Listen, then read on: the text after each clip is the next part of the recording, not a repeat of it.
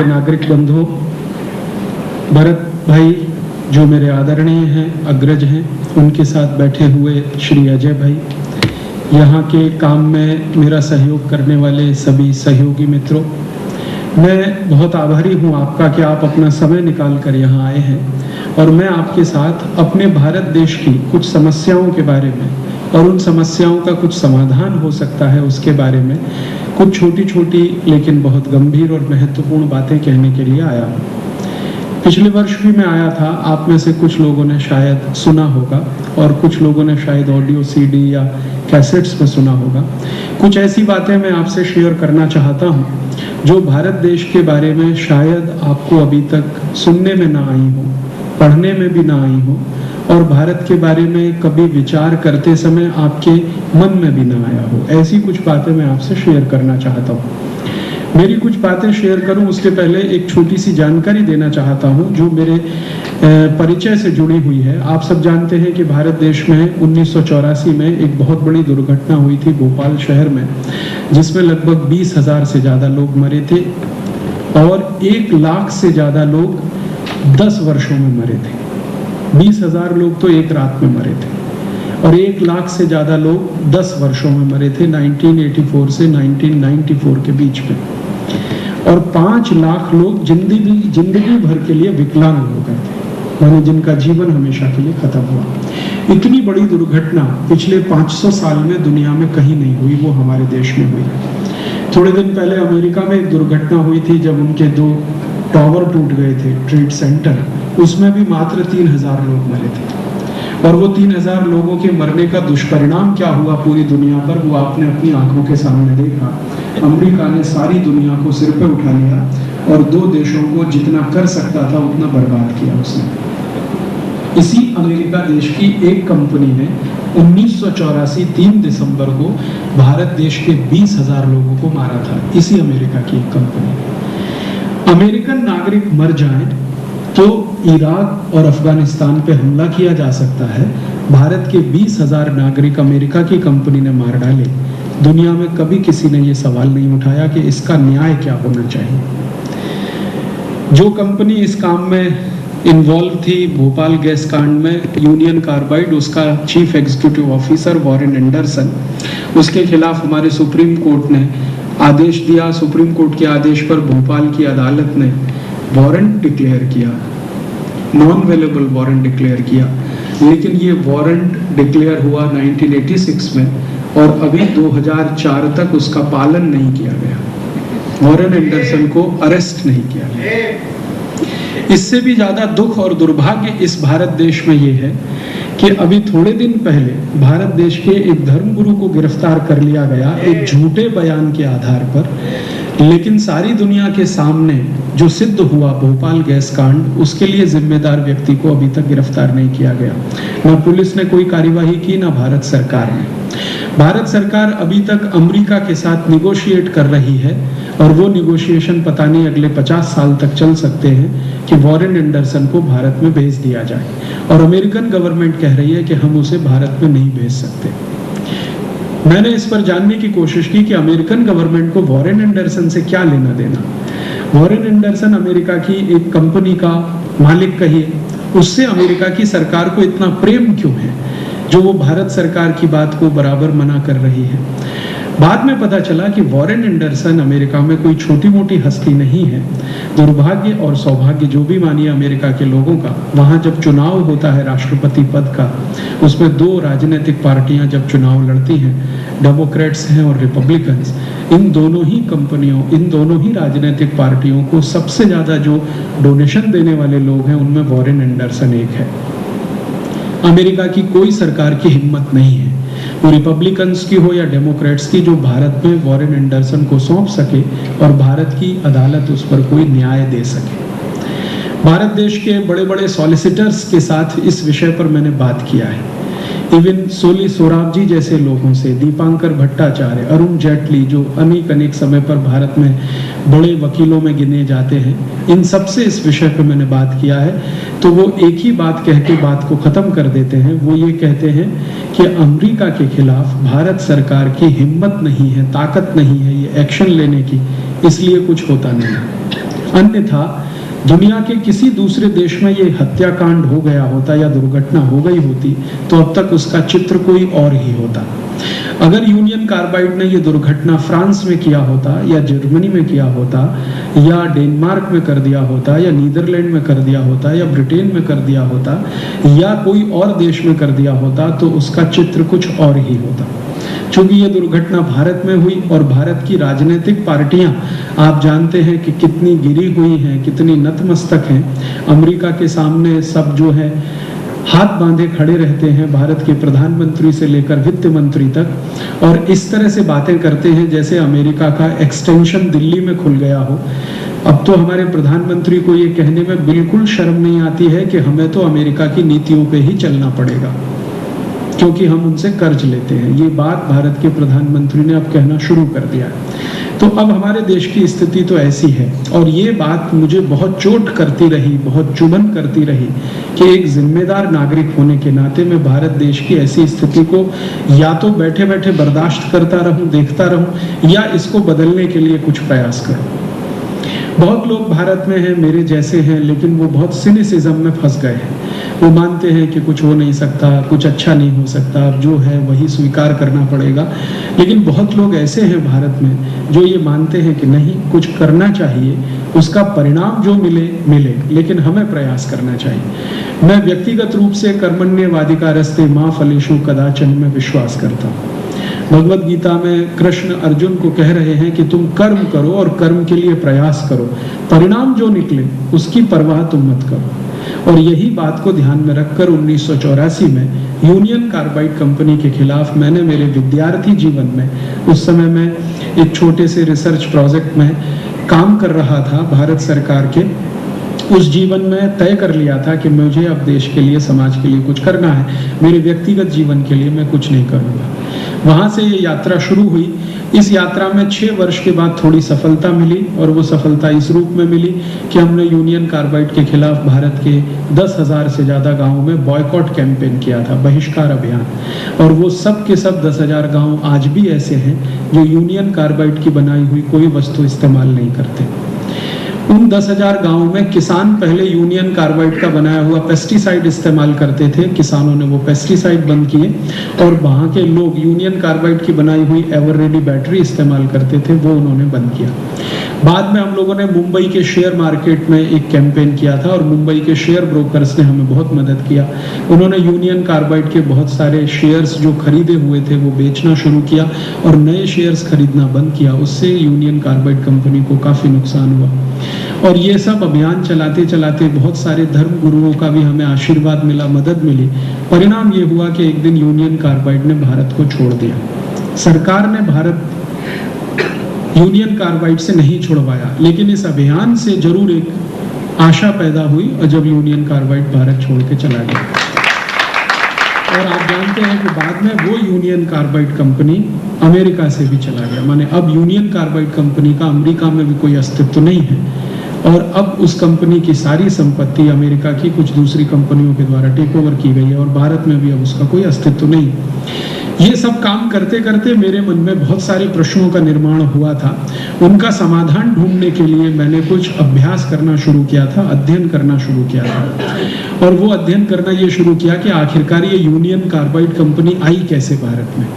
तो पता चला कि एक मेमोरेंडम ऑफ अंडरस्टैंडिंग साइन हुआ भारत सरकार और कंपनी के बीच में। तो उस एमओयू में क्या लिखा गया, वो सब दस्तावेज जब मैंने देखे तो मुझे पता चला कि इसमें तो बहुत बड़ा घोटाला हुआ, क्योंकि एमओयू में जो कुछ लिखा गया वो कुछ भी यूनियन कार्बाइड ने भारत में कभी किया नहीं, और जो एमओयू में नहीं लिखा गया वही सब कुछ आकर उन्होंने भारत में किया। तो मैंने इस बात को भारत सरकार के एक उद्योग मंत्री के सामने कहा था कि जो एमओयू आपने लिखा, साइन किया है कंपनी के साथ, अगर कंपनी उसको फॉलो नहीं कर रही है तो आपने उसके खिलाफ कोई केस क्यों नहीं किया, और उसके खिलाफ कोई काम क्यों नहीं किया, एक्शन क्यों नहीं लिया। तो वो इंडस्ट्री मिनिस्टर आज भी भारत सरकार में दुर्भाग्य से मिनिस्टर हैं, उन्होंने मुझे बहुत मजाकिया हंसते हुए ये कहा था कि ये ऐसी बहुत सारी कंपनियां भारत में हैं जो एमओयू साइन करते समय कुछ कहती हैं और उसके ठीक उल्टा करती हैं, लेकिन भारत सरकार उनके खिलाफ कभी कोई कार्यवाही नहीं करती। उसका कारण है कि उसमें पैसे का लेन देन होता है, और ये पैसे का लेन देन कितने बड़े पैमाने पर हो सकता है ये जानने की जब मैंने कोशिश की तो पता चला कि सिर्फ यूनियन कार्बाइड वाले केस में 480 करोड़ रुपए का लेन देन हुआ, सिर्फ एक कंपनी के केस में। फिर मुझे लगने लगा कि अगर एक कंपनी में 480 करोड़ का लेन देन हुआ तो ऐसी भारत में सैकड़ों कंपनियां हैं, उसमें कितना हुआ होगा। ऐसे ऐसे विषय में मैं आगे उतरता गया। बाद में मुझे एक ऐसे सज्जन, एक ऐसे सत्पुरुष के साथ परिचय हो गया जो बहुत बड़े इतिहासकार हैं और भारत पर बहुत उन्होंने अभ्यास किया है, 40 वर्षों तक भारतीय इतिहास का अध्ययन करते रहे हैं। उनको धर्मपाल जी के नाम से पूरा भारत देश जानता है, बहुत नोटेड हिस्टोरियन है। एक बार जब मैं उनसे ये बात करता था तो उन्होंने कहा कि देखो ये जो यूनियन कार्बाइड का प्रॉब्लम है ये कोई नया नहीं है, ऐसा भारत में पहले भी कई बार हुआ है। जब हमारे देश की कुछ सरकारों ने विदेशी कंपनियों के साथ एमओयू साइन किए थे तो मैंने कहा ये कब हुआ? उन्होंने कहा 400 साल पहले हुआ था, जब इस देश में जहांगीर नाम का एक राजा था, उसने ईस्ट इंडिया कंपनी के साथ एक एमओयू साइन किया था। मैंने कहा मुझे वो उसकी कॉपी देखनी है कि वो जहांगीर ने ईस्ट इंडिया कंपनी के साथ जो एमओयू साइन किया, तो उन्होंने कहा उसकी कॉपी तो भारत में नहीं मिलेगी, लंदन में मिल सकती है। उस कॉपी को ढूंढने के लिए मैं लंदन तक पहुंचा और मुझे सफलता मिली। लंदन में हाउस ऑफ कॉमन्स है, आप जानते हैं, अंग्रेजों की लोकसभा, उनकी एक बहुत बड़ी लाइब्रेरी है। उस लाइब्रेरी से मुझे ईस्ट इंडिया कंपनी और जहांगीर के बीच जो एमओयू साइन हुआ था उसकी कॉपी मिल गई। वहां पर कॉपी 2 भाषाओं में उपलब्ध है, एक तो फारसी में लिखी हुई है और दूसरा अंग्रेजी में लिखी हुई है। अंग्रेजी कॉपी जब मैंने देखी तब मुझे अंदाजा हुआ कि जहांगीर ने तो पूरे भारत को लूटने की खुली छूट दे दिया था ईस्ट इंडिया कंपनी को, सिर्फ एमओयू साइन हुआ। ईस्ट इंडिया कंपनी को भारत में फ्री ट्रेड करने की अनुमति दी गई थी, और फ्री ट्रेड का उस समय का जो डेफिनेशन था वो ये कि वो कुछ भी बेच सकते हैं, कितना भी मुनाफा कमा सकते हैं, भारत से लेके जा सकते हैं, जहांगीर को उसमें से कुछ टैक्स के रूप में मिल सकता है। तो जब अंग्रेज यहाँ कुछ भी बेच सकते थे, कितना भी मुनाफा कमा सकते थे, कितना भी यहाँ से लेके जा सकते थे, जब उन्होंने ये सब सिलसिला शुरू किया तो मेरे मन में आया कि उन्होंने कितना मुनाफा कमाया, कितना लेकर गए हिंदुस्तान से, वो पता होना चाहिए। तो फिर और आगे दस्तावेज इकट्ठे करने शुरू किए और करते करते करते करते 12-14 साल की मेहनत के बाद मेरे पास 50,000 दस्तावेज इकट्ठे हुए। 50,000 डॉक्यूमेंट्स मैंने house of Commons library London से, इंडिया ऑफिस लाइब्रेरी लंदन से इकट्ठे करके भारत के बारे में थोड़ा जानना समझना शुरू किया। बाद में पता चला कि जो ईस्ट इंडिया कंपनी के साथ एमओयू साइन हुआ था, ऐसे कुछ एमओयू कुछ फ्रेंच कंपनियों के साथ भी हुए थे ईस्ट इंडिया कंपनी के पहले। फिर पता चला कि फ्रेंच कंपनियों से पहले भारत के राजाओं ने कुछ पोर्चुगीज कंपनियों के साथ भी एमओयू साइन किए थे। भारत में 1498 में 20 मई को एक राजा ने एक पोर्चुगीज कंपनी के साथ एमओयू साइन किया था, और वो पोर्चुगीज कंपनी का भारत में जो प्रतिनिधि था उसका नाम था वास्को डी गामा। उस वास्को डी गामा के साथ केरल, आप जानते हैं, पहले केरल मलाबार के नाम से जाना जाता था। मलाबार में एक राजा होता था जिसका नाम था झामोरिन, कालीकट उसकी राजधानी था। तो उसने 1498 20 मई को वास्को डी गामा के साथ एक एमओयू साइन किया था, और परिणाम ये हुआ, उस एमओयू ने वास्को डी गामा को पूरे कालीकट को लूटने का अधिकार दिया था। और वास्को डी गामा ने कालीकट से लूट कर जितना सोना ले गया था उसका वर्णन पोर्चुगीज डॉक्यूमेंट्स बताते हैं, जो मैंने लिस्बन से लिए, वहां के आर्काइव से। लिस्बन आर्काइव्स में जब मैं गया ढूंढने के लिए कि वास्को डी गामा कितना कुछ लूट के ले गया, तो पहला एमओयू जब साइन हुआ 20 मई 1498 को, उसके बदले में वास्को डी गामा कम से कम 7 जहाज भरकर सोने की अशर्फी यहाँ से ले गया था। एक जहाज में कम से कम 6 से 7 मीट्रिक टन सोना आता था। ऐसे 7 जहाज भरकर लेके गया था, और सिर्फ एक ही एरिया से जिसको मलाबार कहते हैं। पूरे भारत देश की कल्पना नहीं कर सकते, एक एरिया से वो लेके गया। फिर दूसरी बार अगेन वास्को डी गामा आया, फिर एक और MOU साइन किया, फिर उसके बाद वो कुछ लेके गया। तो मुझे ये समझ में आने लगा कि ये भारत में बड़ी पुरानी बीमारी है विदेशी कंपनियों से MOU साइन करने की, और ये बीमारी इतनी खतरनाक है कि बाहर वालों को बुलाकर अपने को लुटवाने की, कि आओ और आप हमको लूट के ले जाओ, हम आपका स्वागत करेंगे, आपको अतिथि बनाकर अपने महल में ठहराएंगे, खीर पूड़ी खिलाएंगे और आपको लूटने का लाइसेंस भी देंगे कि आप इस देश को लूट के ले जाओ। तो ये बीमारी जब इतनी ज़्यादा पुरानी है तो मैंने सोचना शुरू किया कि इसके गहरे कुछ निहितार्थ होने चाहिए, और उस दिशा में बढ़ते बढ़ते कुछ समझ में आने लगा, और वो समझ में आते आते आज इस निष्कर्ष पे मैं पहुंचा कि ये बीमारी जो भारत में 14वीं शताब्दी में आई थी, वो बीमारी अब 21वीं शताब्दी में और ज़्यादा तीव्रता से आ गई है।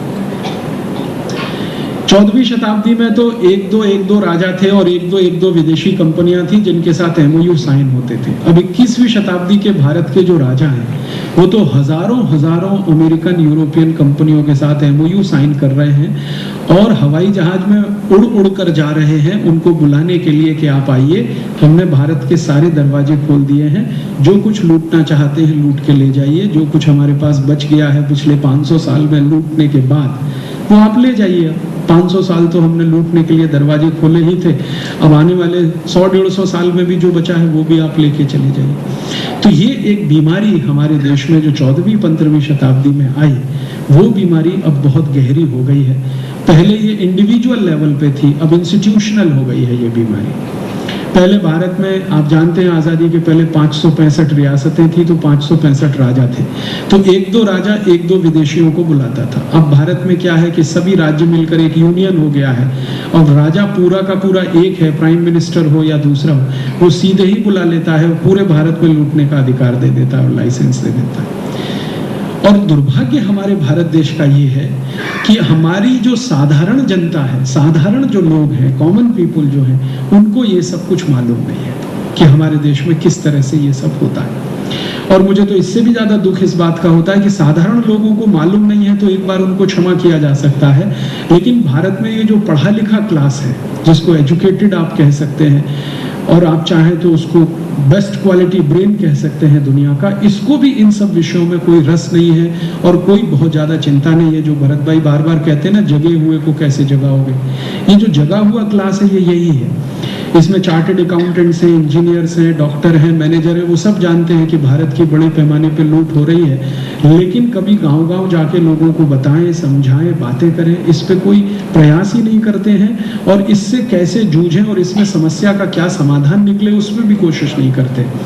अभी थोड़े दिन पहले मैं भारत में एक बहुत बड़ी कॉन्फ्रेंस में गया था। भारत के कई डॉक्टर्स लोगों का एक संगठन है, इंडियन मेडिकल एसोसिएशन, उनकी एक कॉन्फ्रेंस में गया था। उसमें भारत देश के कई बड़े माने जाने डॉक्टरों के साथ बात करता था, चर्चा करता था। तो उनके सामने मैंने एक प्रश्न रखा था कि आजकल भारत में एक बीमारी बहुत हो गई है, शायद दुनिया में भी ज्यादा हो गई है, हार्ट अटैक। बहुत ज्यादा हृदय घात हो रहे हैं और कम उम्र में हृदय घात हो रहे हैं। 35-40 साल की उम्र में भी लोगों को हार्ट अटैक हो रहे हैं। उसका समाधान के रूप में भारत में जो होता है वो क्या होता है? एक सबसे पहला स्टेप है हार्ट अटैक के समाधान में, वो है एंजियोप्लास्टी। एंजियोप्लास्टी में एक छोटा सा स्प्रिंग है जो स्टंट के नाम पर डाला जाता है। आपकी जो आर्टरीज हैं, जहाँ पे कुछ थोड़ा बहुत ब्लॉकेज है, तो उन आर्टरीज को थोड़ा एक्सपेंड करने के लिए, उसमें जगह ज़्यादा बनाने के लिए एक स्प्रिंग डालते हैं। वो स्प्रिंग वैसा ही होता है जैसे बॉल पेन में आपने देखा होगा। वो स्प्रिंग बनाने का खर्चा मात्र 3-3.25 रुपए आता है, और भारत में वो 35,000 से लेकर 1 लाख रुपए के बीच में बेचा जाता है। मैंने इस विषय पर बहुत सारे सर्जन्स लोग जो रोज एंजियोप्लास्टी के 4-5 ऑपरेशन करते हैं उनके साथ बात किया कि ये जो स्प्रिंग आप डालते हैं इसकी कॉस्ट ऑफ प्रोडक्शन 3 रुपए, 3.25 रुपए, हाँ बिल्कुल सही है, इतनी ही है। फिर ये 35,000 से लेके 1 लाख रुपए में डाली जाती है। आपको लगता नहीं कि भारत की लूट हो रही है? तो कहते हैं हाँ लगता है लूट हो रही है, तो इस लूट को रोकने के लिए कोई प्रयास नहीं किया जाना चाहिए। तो वो कहते हैं आप करो। मैंने कहा मैं तो सर्जन नहीं, मैं तो डॉक्टर नहीं। आप तो डॉक्टर हैं, आप तो सर्जन हैं। आपको तो सरकार ने एक ऊंची डिग्री देकर आपके ऊपर लाखों रुपए खर्च करके इस जिम्मेदारी के लिए बनाया है। आपका तो पहला कर्तव्य और धर्म है तो उन्होंने कहा कि हाँ बात तो सही है, लेकिन अंत में एक ने धीमे से कहा कि ये जो 35,000 से 1 लाख के बीच में ये बिकता है स्टंट, इसमें कुछ कमीशन हमारा भी है। तो हम चुप बैठे।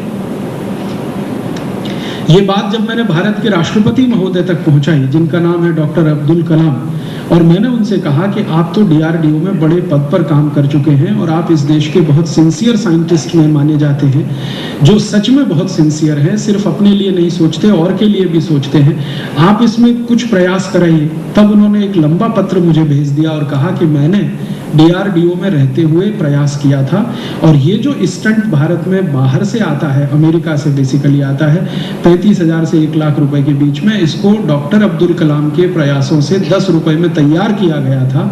लेकिन भारत सरकार ने उस समय डॉक्टर कलाम का साथ नहीं दिया, अमेरिकी कंपनी का साथ दिया, तो आज तक वो योजना कार्यान्वित नहीं हो पाई। ये डॉक्टर अब्दुल कलाम ने मुझे लिख के भेजा। तो मैंने कहा जिस समय आप साइंटिस्ट थे तब भारत सरकार ने आपको मदद नहीं किया, ठीक है, समझ में आता। अब तो आप भारत सरकार के मुखिया हैं, अब तो आप प्रेसिडेंट हैं, अब तो आपके लिए बहुत आसान है ये सब करना। तो उन्होंने कहा अब और मुश्किल है, पहले ज्यादा आसान था, अब और मुश्किल है। अब क्या है, अब मैं प्रोटोकॉल से इतना घिरा हुआ हूं चारों तरफ से कि अब तो मेरी जिंदगी की सारी आजादी खत्म हो गई। और उन्होंने दुख से कहा कि अगर मेरी बहन राष्ट्रपति भवन में मुझे राखी बांधने के लिए आए तो उसके लिए होम सेक्रेटरी से परमिशन लेना पड़ता है, होम मिनिस्ट्री से परमिशन लेना पड़ता है। अगर होम मिनिस्ट्री को मेरी बहन पर डाउट हो जाए तो वो परमिशन भी नहीं देता है और वो बिना राखी बांधे चली जाती है। उन्होंने कहा कि अब तो मैं बिल्कुल कुछ नहीं कर सकता, पहले तो थोड़ा बहुत कर सकता था, अब तो कुछ नहीं कर सकता। मैंने कहा आप कम से कम सरकार को सजेशन दे सकते हैं, सुझाव दे सकते हैं। तो उन्होंने कहा मैंने तो ऐसे ऐसे सुझाव सरकार को दिए हैं जिनको सरकार ने फाड़ कर रद्दी की टोकरी में फेंक दिया है। आप जानते हैं डॉक्टर अब्दुल कलाम ने एक बहुत सीरियस सजेशन दिया था कि भारत की राजनीतिक पार्टियों के ऊपर इस बात की पाबंदी होनी चाहिए कि वो क्रिमिनल्स को टिकट ना दें।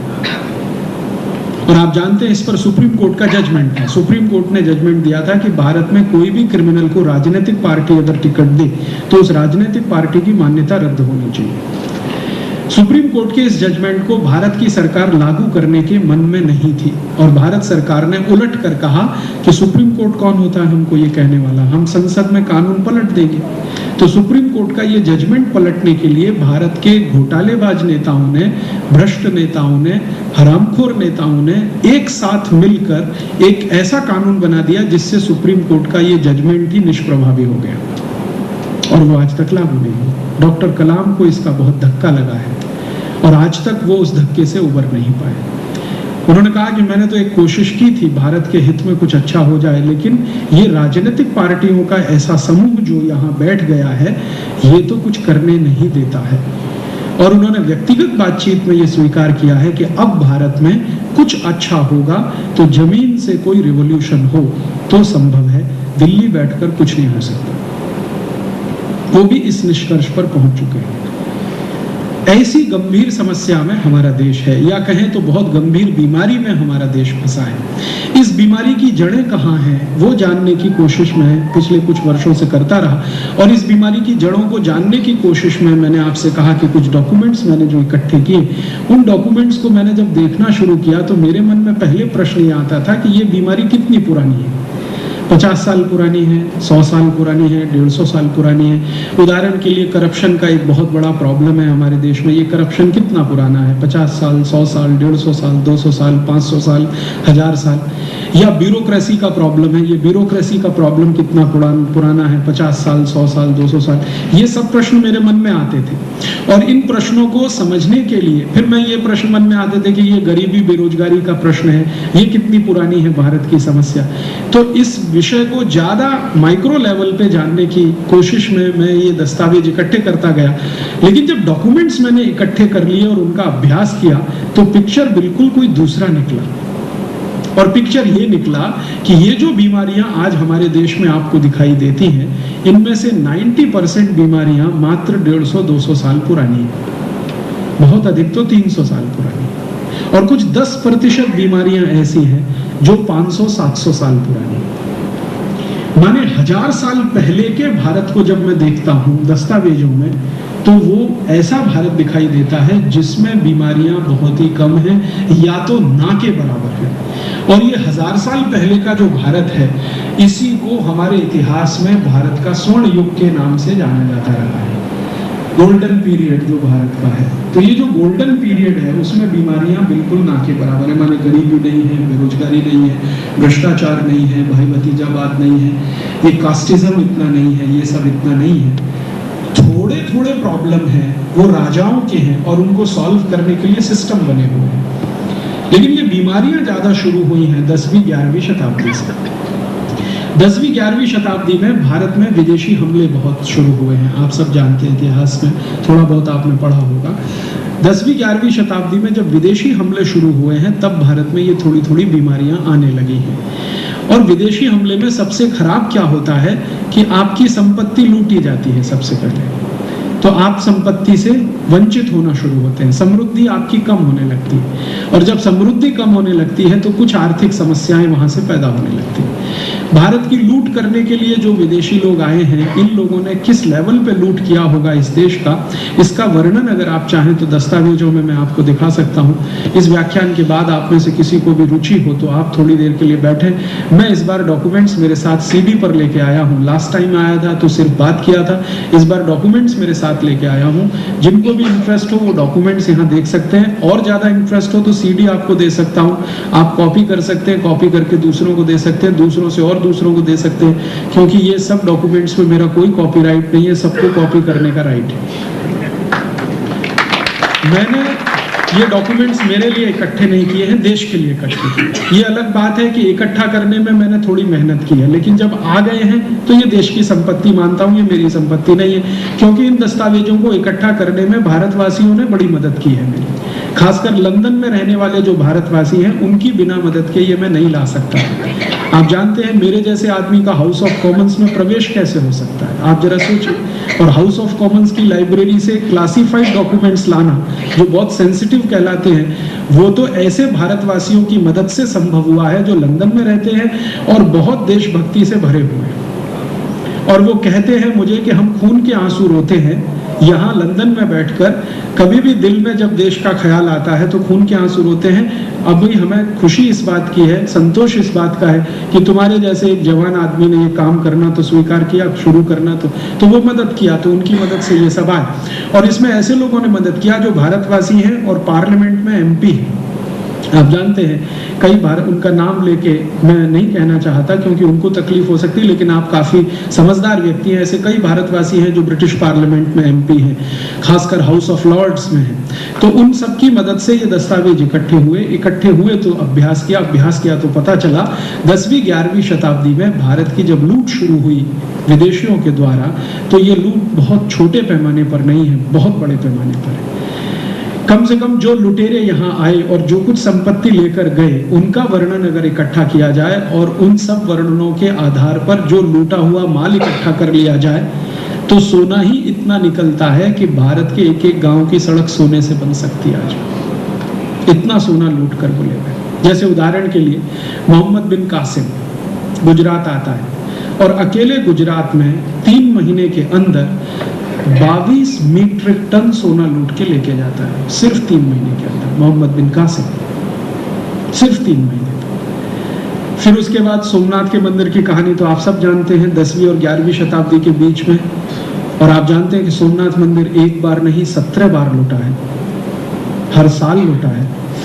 और एक एक साल में जो संपत्ति वहां से गई है उस संपत्ति को 17 साल लगातार जोड़ दिया जाए तो सौराष्ट्र के एक एक गांव की सड़क सोने से बन जाए, इतना लूटा है सोमनाथ के मंदिर को। और सोमनाथ के मंदिर को लूटने वाला महमूद गजनबी अपनी लिखी हुई एक छोटी सी डायरी में जो फारसी भाषा में उपलब्ध है, जिसका हमने हिंदी और अंग्रेजी भाषांतर कराया है, उसमें वो कह रहा है कि मैं अगर 50 साल भी जिंदा रहूं तो इस एक मंदिर को ही लूटने के लिए समय काफी नहीं पड़ेगा। आप जानते हैं कि वो एक बार नहीं 2 बार आया, 2 बार नहीं 3 बार आया, 3 बार नहीं 17 बार आया, 18वीं बार मर गया, नहीं तो फिर आने वाला था। तो वो कह रहा है कि अगर मैं 50 साल और जिंदा रहूं तो इस एक मंदिर को लूटने के लिए समय कम पड़ेगा। माने उस एक ही मंदिर में इतनी संपत्ति है जिसको लूटने के लिए किसी एक व्यक्ति को 17 बार आना पड़ता है। और ये सोमनाथ का मंदिर तो एक कहानी है। ऐसे हिंदुस्तान में हजारों मंदिर हैं, मठ हैं जो लूटे गए हैं, जिनकी संपत्ति भारत से बाहर गई है। और ये कहानी शुरू होती है 10वीं-11वीं शताब्दी से और ये अंत होती है 15 अगस्त 1947 को। इस पूरे पीरियड में जो भारत की लूट हुई है, उनमें जो मुख्य लुटेरे भारत में आए हैं, दुर्भाग्य से उन सबको भारत के इतिहास में हीरोज के रूप में पढ़ाया जा रहा है।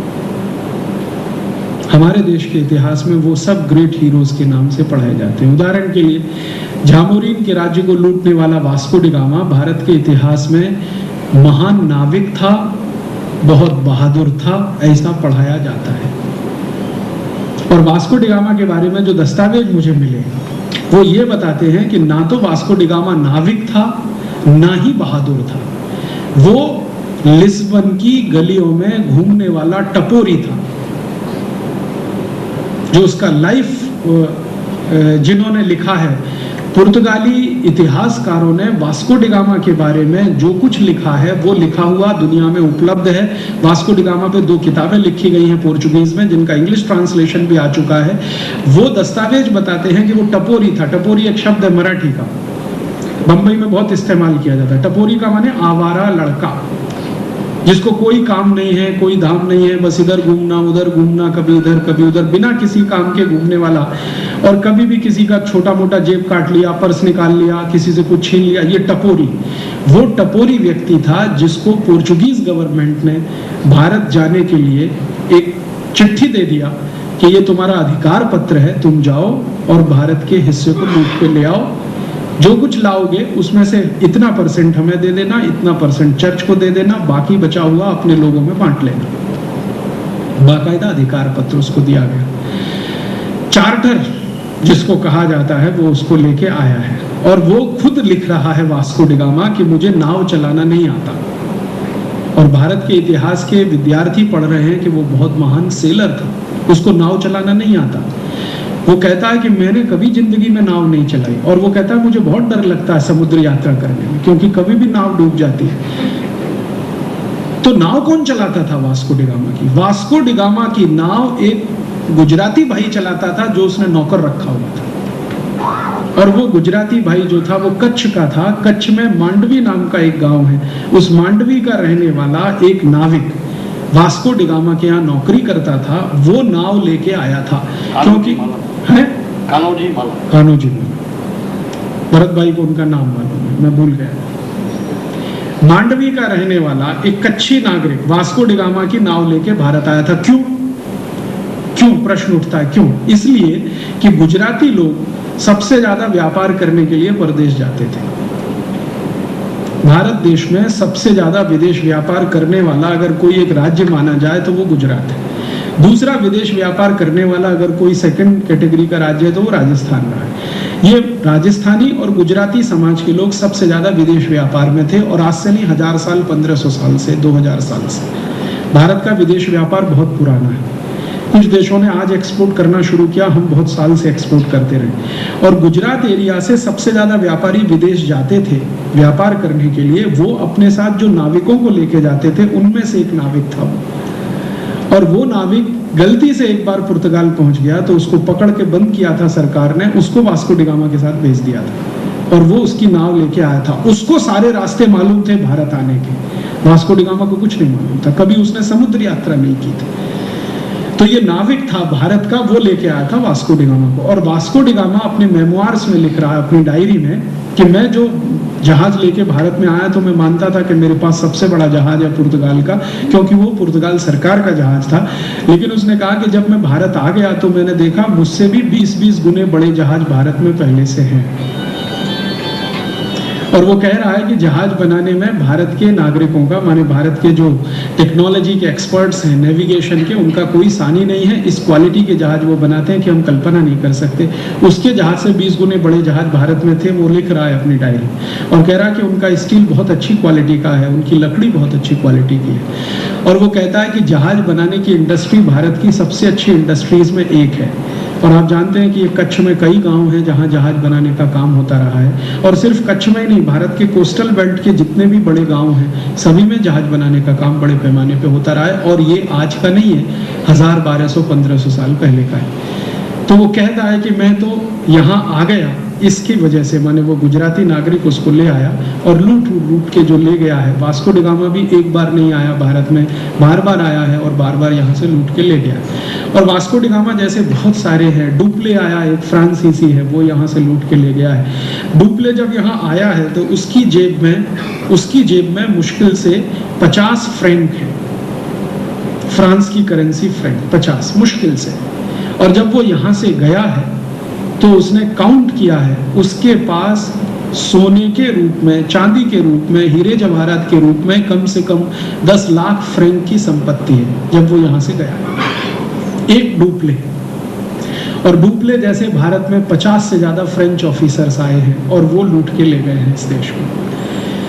ये फ्रांसीसियों की लूटमारी जब बंद हुई है उसके बाद वो ये अंग्रेजों की लूटमारी शुरू हुई है इस देश में, पुर्तगालियों की, फिर फ्रांसीसियों की, फिर अंग्रेजों की। और अंग्रेजों की लूटमारी करने वाले जो बड़े अंग्रेज अधिकारी इस देश में आए जिन्होंने सबसे ज्यादा इस देश को लूटा, उसमें है रॉबर्ट क्लाइव। और रॉबर्ट क्लाइव का बयान मेरे पास है, 3.5 घंटे का उसका स्टेटमेंट है जो ब्रिटिश पार्लियामेंट के सामने उसने दिया है।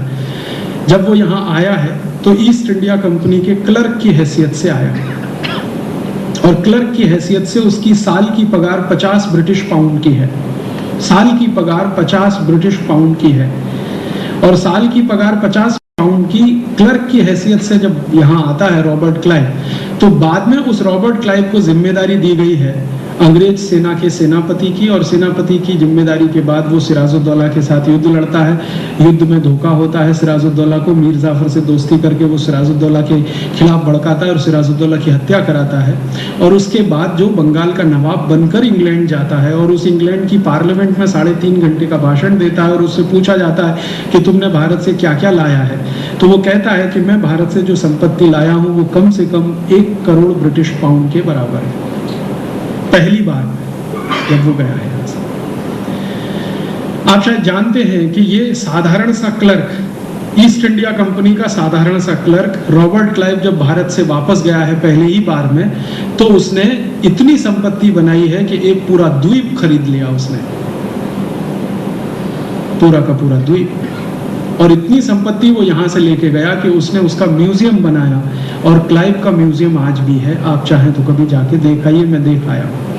क्लाइव के म्यूजियम में आज भी वो सारे भारत के बेशकीमती हीरे जवाहरात, सोने चांदी के बहुत सारे सामान भरे पड़े हैं जिनको कभी कभी नीलाम किया जाता है। थोड़े दिन पहले एक नीलामी हुई थी, क्लाइव के परिवार के लोगों ने एक कप और एक प्लेट को नीलाम किया था, जो एक कप और एक प्लेट सोने का 47,000 ब्रिटिश पाउंड में नीलाम हुआ अभी थोड़े दिन पहले। और उसी क्लाइव के खजाने में से हमारे देश के एक व्यक्ति विजय माल्या ने एक तलवार लाई। वो रॉबर्ट क्लाइव तो नहीं, जब टीपू सुल्तान के खिलाफ अंग्रेजों ने युद्ध लड़ा तो टीपू सुल्तान की संपत्ति लूट के अंग्रेज ले गए, तो उस संपत्ति में एक तलवार भी थी सोने की। वो तलवार अभी विजय माल्या लेके आए नीलामी में, हजारों पाउंड की।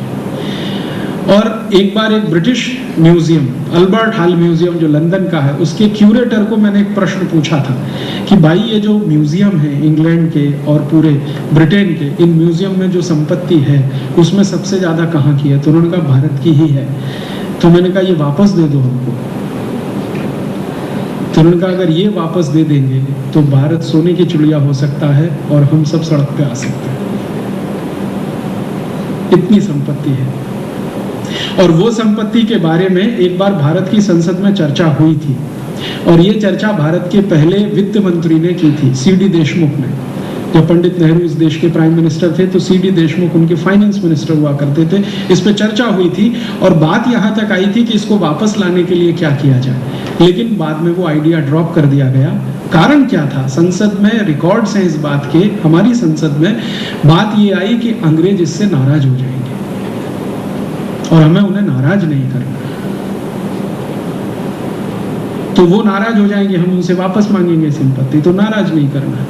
तो हमने क्या किया, अंग्रेजों से संपत्ति तो अपनी वापस नहीं मांगी, अंग्रेजों से भीख मांगना शुरू कर दिया कटोरा लेके, कर्ज के रूप में। और वो कर्ज बढ़ते बढ़ते बढ़ते बढ़ते आज इतना हो गया है कि भारत की सरकार उस कर्जे का ब्याज भरने के लिए कर्ज ले रही है। अगर वही संपत्ति हम वापस ले आते तो हम भारत को फिर से सोने की चिड़िया बना सकते थे, क्योंकि एक रॉबर्ट क्लाइव का अंदाजा आप लगाइए, 1 करोड़ पाउंड की संपत्ति वो ले जाता है, और रॉबर्ट क्लाइव जैसे भारत में 50,000 अंग्रेज ऑफिसर आए 300 साढ़े 300 साल।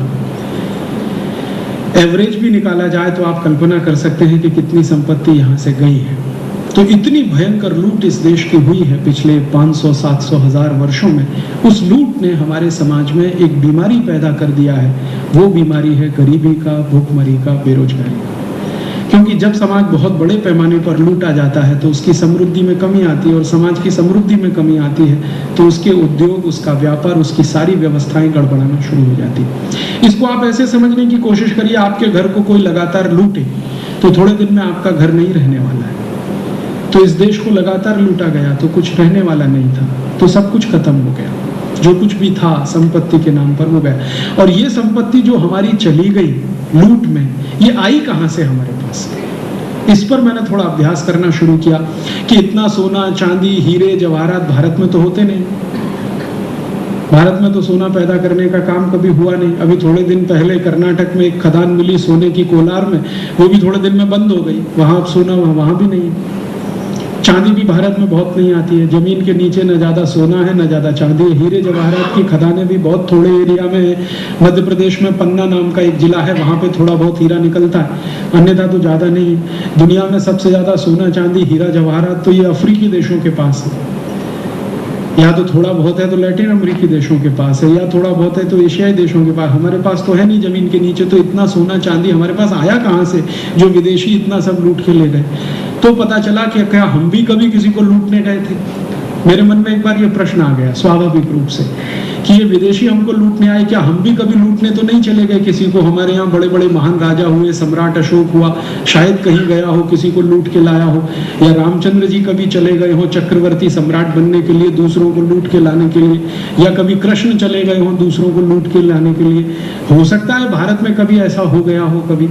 तो इस विषय पर जब मैंने दस्तावेज ढूंढना शुरू किया तो आज तक 12-15 साल की मेहनत तो मैं कर चुका हूँ, एक भी ऐसा दस्तावेज नहीं मिला जब भारत का कोई राजा किसी पड़ोसी को लूटने के लिए कभी गया हो।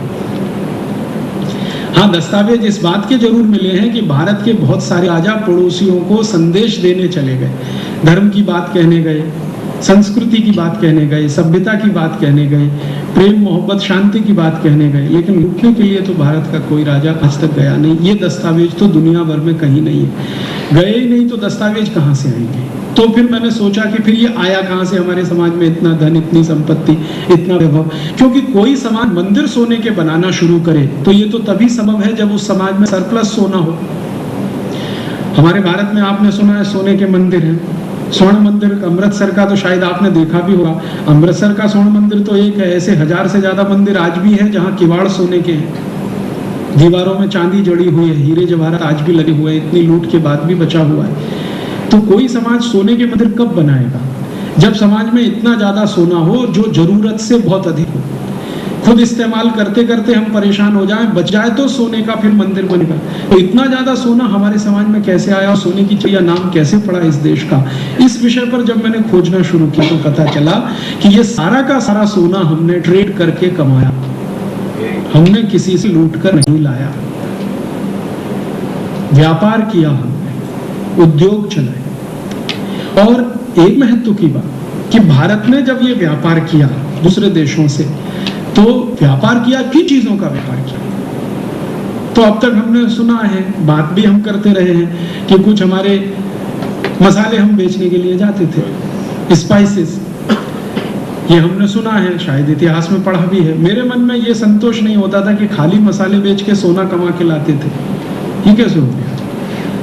क्योंकि मसाले का व्यापार इतना बड़ा दुनिया में कब से होने लगा? मसाला खाना अरब देशों ने थोड़ा, अरब देशों की जो जनता है वो थोड़े मसाले खाती है, और थोड़ा बहुत लैटिन अमेरिका में, वो भी बहुत थोड़ा इलाका। यूरोप में तो कोई मसाला वसाला नहीं खाता। तो क्या इतना मसाला हमने बेच लिया कि इसमें से सोना, चांदी, हीरे जवाहरात इकट्ठे हो गए सारे? तो पता चला कि हम सिर्फ मसाला ही नहीं बेचते थे, हम बहुत कुछ और दूसरा भी बेचते थे। जब दस्तावेज मैंने इकट्ठे करना शुरू किया तो पता चला मसाला जितना हम बेचते थे उससे कई गुना ज्यादा स्टील बेचते थे दुनिया के देशों को। स्टील बनाना भारत में 11वीं शताब्दी से चालू है।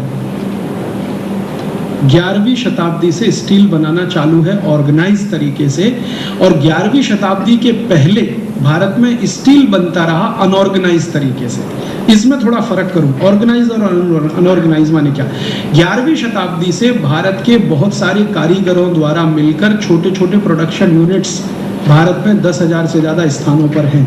11वीं शताब्दी के पहले इंडिविजुअल प्रोडक्शन यूनिट्स, एक घर में एक परिवार के 50-60 लोग। पहले आप जानते हैं कंबाइंड फैमिली थी भारत में, न्यूक्लियर फैमिली तो अभी आई है हिंदुस्तान में जब से अमेरिका और यूरोप का असर ज़्यादा हुआ। उसके पहले तो भारत में कंबाइंड फैमिली है, संयुक्त परिवार है। तो एक परिवार में 20, 25, 30, 50, 60 लोग हैं, वो मिलकर कई परिवार हैं जो लोहा बनाते हैं, स्टील बनाते हैं और लोहे की कई क्वालिटीज़ बनाते हैं। दस्तावेज जो मिले हैं मुझे, वो दस्तावेज ये बताते हैं कि भारत में लोहे का उत्पादन बहुत वर्षों तक दुनिया में सबसे अधिक होता था और हिंदुस्तान का लोहा दुनिया के सभी देशों में जाता था, और हिंदुस्तानी लोहे से ही दुनिया के तमाम देशों में कंपनियां पानी के जहाज बनाती थी, जिससे वो व्यापार करने के लिए जगह जगह जाती थी। हमारे देश में जब से ऑर्गेनाइज्ड लेवल पे प्रोडक्शन शुरू हुआ तो 1840 तक के दस्तावेज हैं, उसके बाद के दस्तावेज अभी तक मिले नहीं है, मिल जाएंगे तो उनकी भी बात कर सकूंगा। अप टू 1840 भारत में 10,000 प्रोडक्शन यूनिट्स थे स्टील बनाने वाले, अप टू 1840। और 1840 हमारा कोई अच्छा समय नहीं है, बहुत गिरा हुआ समय है। जब 800 साल हम लुटते रहे तब इतने प्रोडक्शन यूनिट्स बचे हैं। तो जब हमारा गोल्डन पीरियड रहा हो तो कितना रहा होगा। और जो क्वालिटी का लोहा, आयरन, स्टील, जो भी आप कहिए हम बनाते थे, उसके बारे में आपने कई बार सुना होगा, चाहे तो प्रमाण भी देख सकते हैं। वो इस क्वालिटी का होता था कि उसमें जंग ना मात्र भी नहीं होता था। सैकड़ों साल वो लोहा खुले में पड़ा रहे, बारिश भी होती रहे, धूप भी गिरती रहे, हवाएं भी आती रहे, तो भी उस पे जंग ना लगे, रस्ट ना लगे। अभी तत्काल देखना हो तो दिल्ली चले जाइए, मेहरौली नाम का गांव है, वहां पर लौह स्तंभ देख लीजिए। और दिल्ली में मेहरौली का जो लौह स्तंभ है, ऐसे दक्षिण भारत में कई मंदिरों में लौह स्तंभ है जो मेरी आंखों से मैंने देखे। इस क्वालिटी का लोहा हम बना है। और भारत के लोहे की क्वालिटी की चर्चा ब्रिटिश पार्लियामेंट में 23-24 साल होती रही है।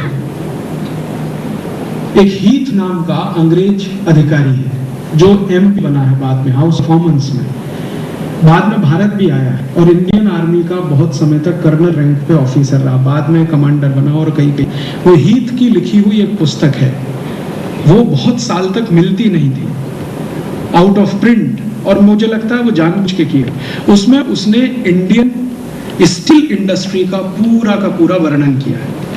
हीथ जो है 30 साल भारत में रहा है, 30 साल भारत में अनेक राज्यों में अनेक पदों पर उसने नौकरी की है। अपनी नौकरी के दौरान उसको स्टील बनाने में थोड़ा रस है हीथ को, तो वो लिख रहा है। और उसकी किताब पहले लंदन में छपी लेकिन आउट ऑफ प्रिंट हो गई, भारत सरकार ने कभी इंटरेस्ट नहीं लिया उस किताब को रीप्रिंट करने का।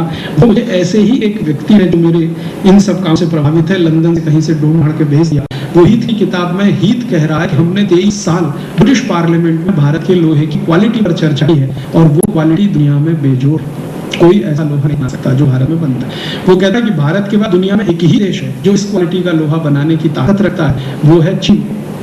और तीसरा वो कहता है कि थोड़ा बहुत लोहा बनाने की ताकत है, वो डेनमार्क के पास है। हम तो सोच ही नहीं सकते हैं कि इस क्वालिटी का लोहा बना सके, एक अंग्रेज अधिकारी खुद लेता। अब वो कहता है कि हमें तो लोहा बनाने की टेक्नोलॉजी भी भारत से ही मिली है, जो कुछ हम यहाँ इंग्लैंड में बनाते हैं वो सब कुछ हमने भारत से ही सीखा है। ब्लास्ट फर्नेस बनाना अंग्रेजों ने भारत से सीखा। लोहे के लिए ब्लास्ट फर्नेस आप जानते हैं सबसे महत्वपूर्ण हिस्सा होता है जहाँ पर लोहे का कच्चे माल को गलाया जाता है, तो गलाने के बाद ही फिर आगे की प्रक्रिया शुरू होती है। और वो कहता है कि जो इंडियन ब्लास्ट फर्नेस है इसमें 1500 डिग्री सेंटीग्रेड टेम्परेचर बहुत आसानी से आ जाता है। इस क्वालिटी ब्लास्ट फर्नेस बनाते हैं भारत से। और वो कहते हैं कि ये ब्लास्ट फर्नेस इतने हल्के हैं कि एक गाँव से दूसरे गाँव बैलगाड़ी में रख के ले जाए जा सकते हैं। पोर्टेबल माने आप यहाँ आज चलाइए ब्लास्ट फर्नेस, कल दूसरे गाँव में ले जाओ, चले। तो वो कहते हैं ये हिंदुस्तानी जहाँ जहाँ कच्चा लोहा मिलता है वो सभी गांव में रहने वाले आदिवासी लोहे बनाना जानते हैं और इनकी पीढ़ियों से लोहा बनाने का काम होता है। तो हम स्टील बनाते हैं, लोहा बनाते हैं, उसको एक्सपोर्ट करते हैं तो सोना लाते हैं। ये है हमारा लोहा बेचकर सोना लाते रहे हैं और 1-2 साल नहीं सैकड़ों साल तक दुनिया ने हरे लोहे का इस्तेमाल किया है। आज भी हिंदुस्तान में बना हुआ लोहा यूरोप के बहुत सारे स्थानों पर मिल जाएगा। आप में से कोई फ्रांस अगर कभी गया हो या आने वाले समय में जाने वाला हो तो आप एक जगह जरूर जाइएगा। फ्रांस में स्थान है लूव्र, बहुत बड़ा म्यूजियम। हिंदुस्तान का लोहा वहाँ किस क्वालिटी का उस जमाने में बनता था जब लूव्र म्यूजियम बना है। लूव्र म्यूजियम में पूरा हिंदुस्तानी लोहा इस्तेमाल हुआ है। नोत्र दाम नाम का एक चर्च है फ्रांस में, तो वहाँ का सबसे फेमस चर्च। नोत्र दाम चर्च में बिजली को अर्थ करने के लिए, ये जो बिजली कड़कती है उसको अर्थ करने के लिए रॉड डाली गई है, वो हिंदुस्तानी लोहे की। और नोत्र दाम चर्च सिर्फ हिंदुस्तानी लोहे की रॉड ही नहीं है, दीवार में आप जानते हैं हिंदुस्तान में बहुत अद्भुत कार्य रही है पत्थरों को लोहे जोड़ने की। हमारे यहाँ जितने भी पुराने आप किले देखे हम पत्थरों के हैं, लेकिन एक पत्थर से पत्थर के बीच में लोहा लगा के उसको कस के बांधने की एक प्रक्रिया टेक्नोलॉजी भारत में विकसित हुई, वो पत्थरों में फिक्स करने का। आप कोणार्क मंदिर में जाइए, आपको दिखाई देगा, शिवाजी के सारे किले देख के आइए, आपको वहां दिखाई देगा। पत्थरों को एक दूसरे से जोड़ने के लिए चूना तो लगता ही था, चूने के साथ लोहे के क्लैंप लगते थे। तो वो नोत्र दाम के चर्च में सारे के सारे लोहे के क्लैंप भारत के गए हैं, वो लगे हुए हैं। और चर्च के रिकॉर्ड्स में ये बात लिखी हुई है, लिखी गई है। और यहां तक लिखा हुआ है कि इस चर्च को बनाने वाले कारीगर भी भारत से आए, क्योंकि उस समय उनके यहाँ इतनी अच्छी कारीगरी का काम करने वाले कारीगर नहीं थे। तो हम सिर्फ लोहा ही नहीं बेच रहे हैं, हम इसका माने बिल्डिंग बनाने में भी हमारी महारत रही है। कंस्ट्रक्शन इंडस्ट्री में भारत बहुत आगे रहा है। और भारत की कंस्ट्रक्शन इंडस्ट्री का अगर आप वर्णन देखना चाहें तो इस पे एक नहीं अब तो 20 किताबें हैं। हिंदुस्तान में उस क्वालिटी का कंस्ट्रक्शन होता रहा जो कोई सोचना भी आज संभव नहीं है। आप कभी राजस्थान आइए, राजस्थान के किले देखिए। जयपुर के पास एक आमेर नाम का छोटा सा स्थान है, आमेर का किला आप देखेंगे तो वहां की छत को देखिए, रूफ को देखिए, बहुत लंबी लंबी रूफ बिना किसी सपोर्ट के खड़ी हुई है, ना कोई बीम है ना कोई पिलर है, अभी भी जीवित है। और ये आमेर रूफ दुनिया में इतनी पॉपुलर हुई है कि सभी जितने बड़े आर्किटेक्ट के इंस्टीट्यूट है पूरी दुनिया में, वो सब आमेर रूफ पढ़ाते हैं अपने विद्यार्थियों, भारत को छोड़कर, भारत को छोड़कर।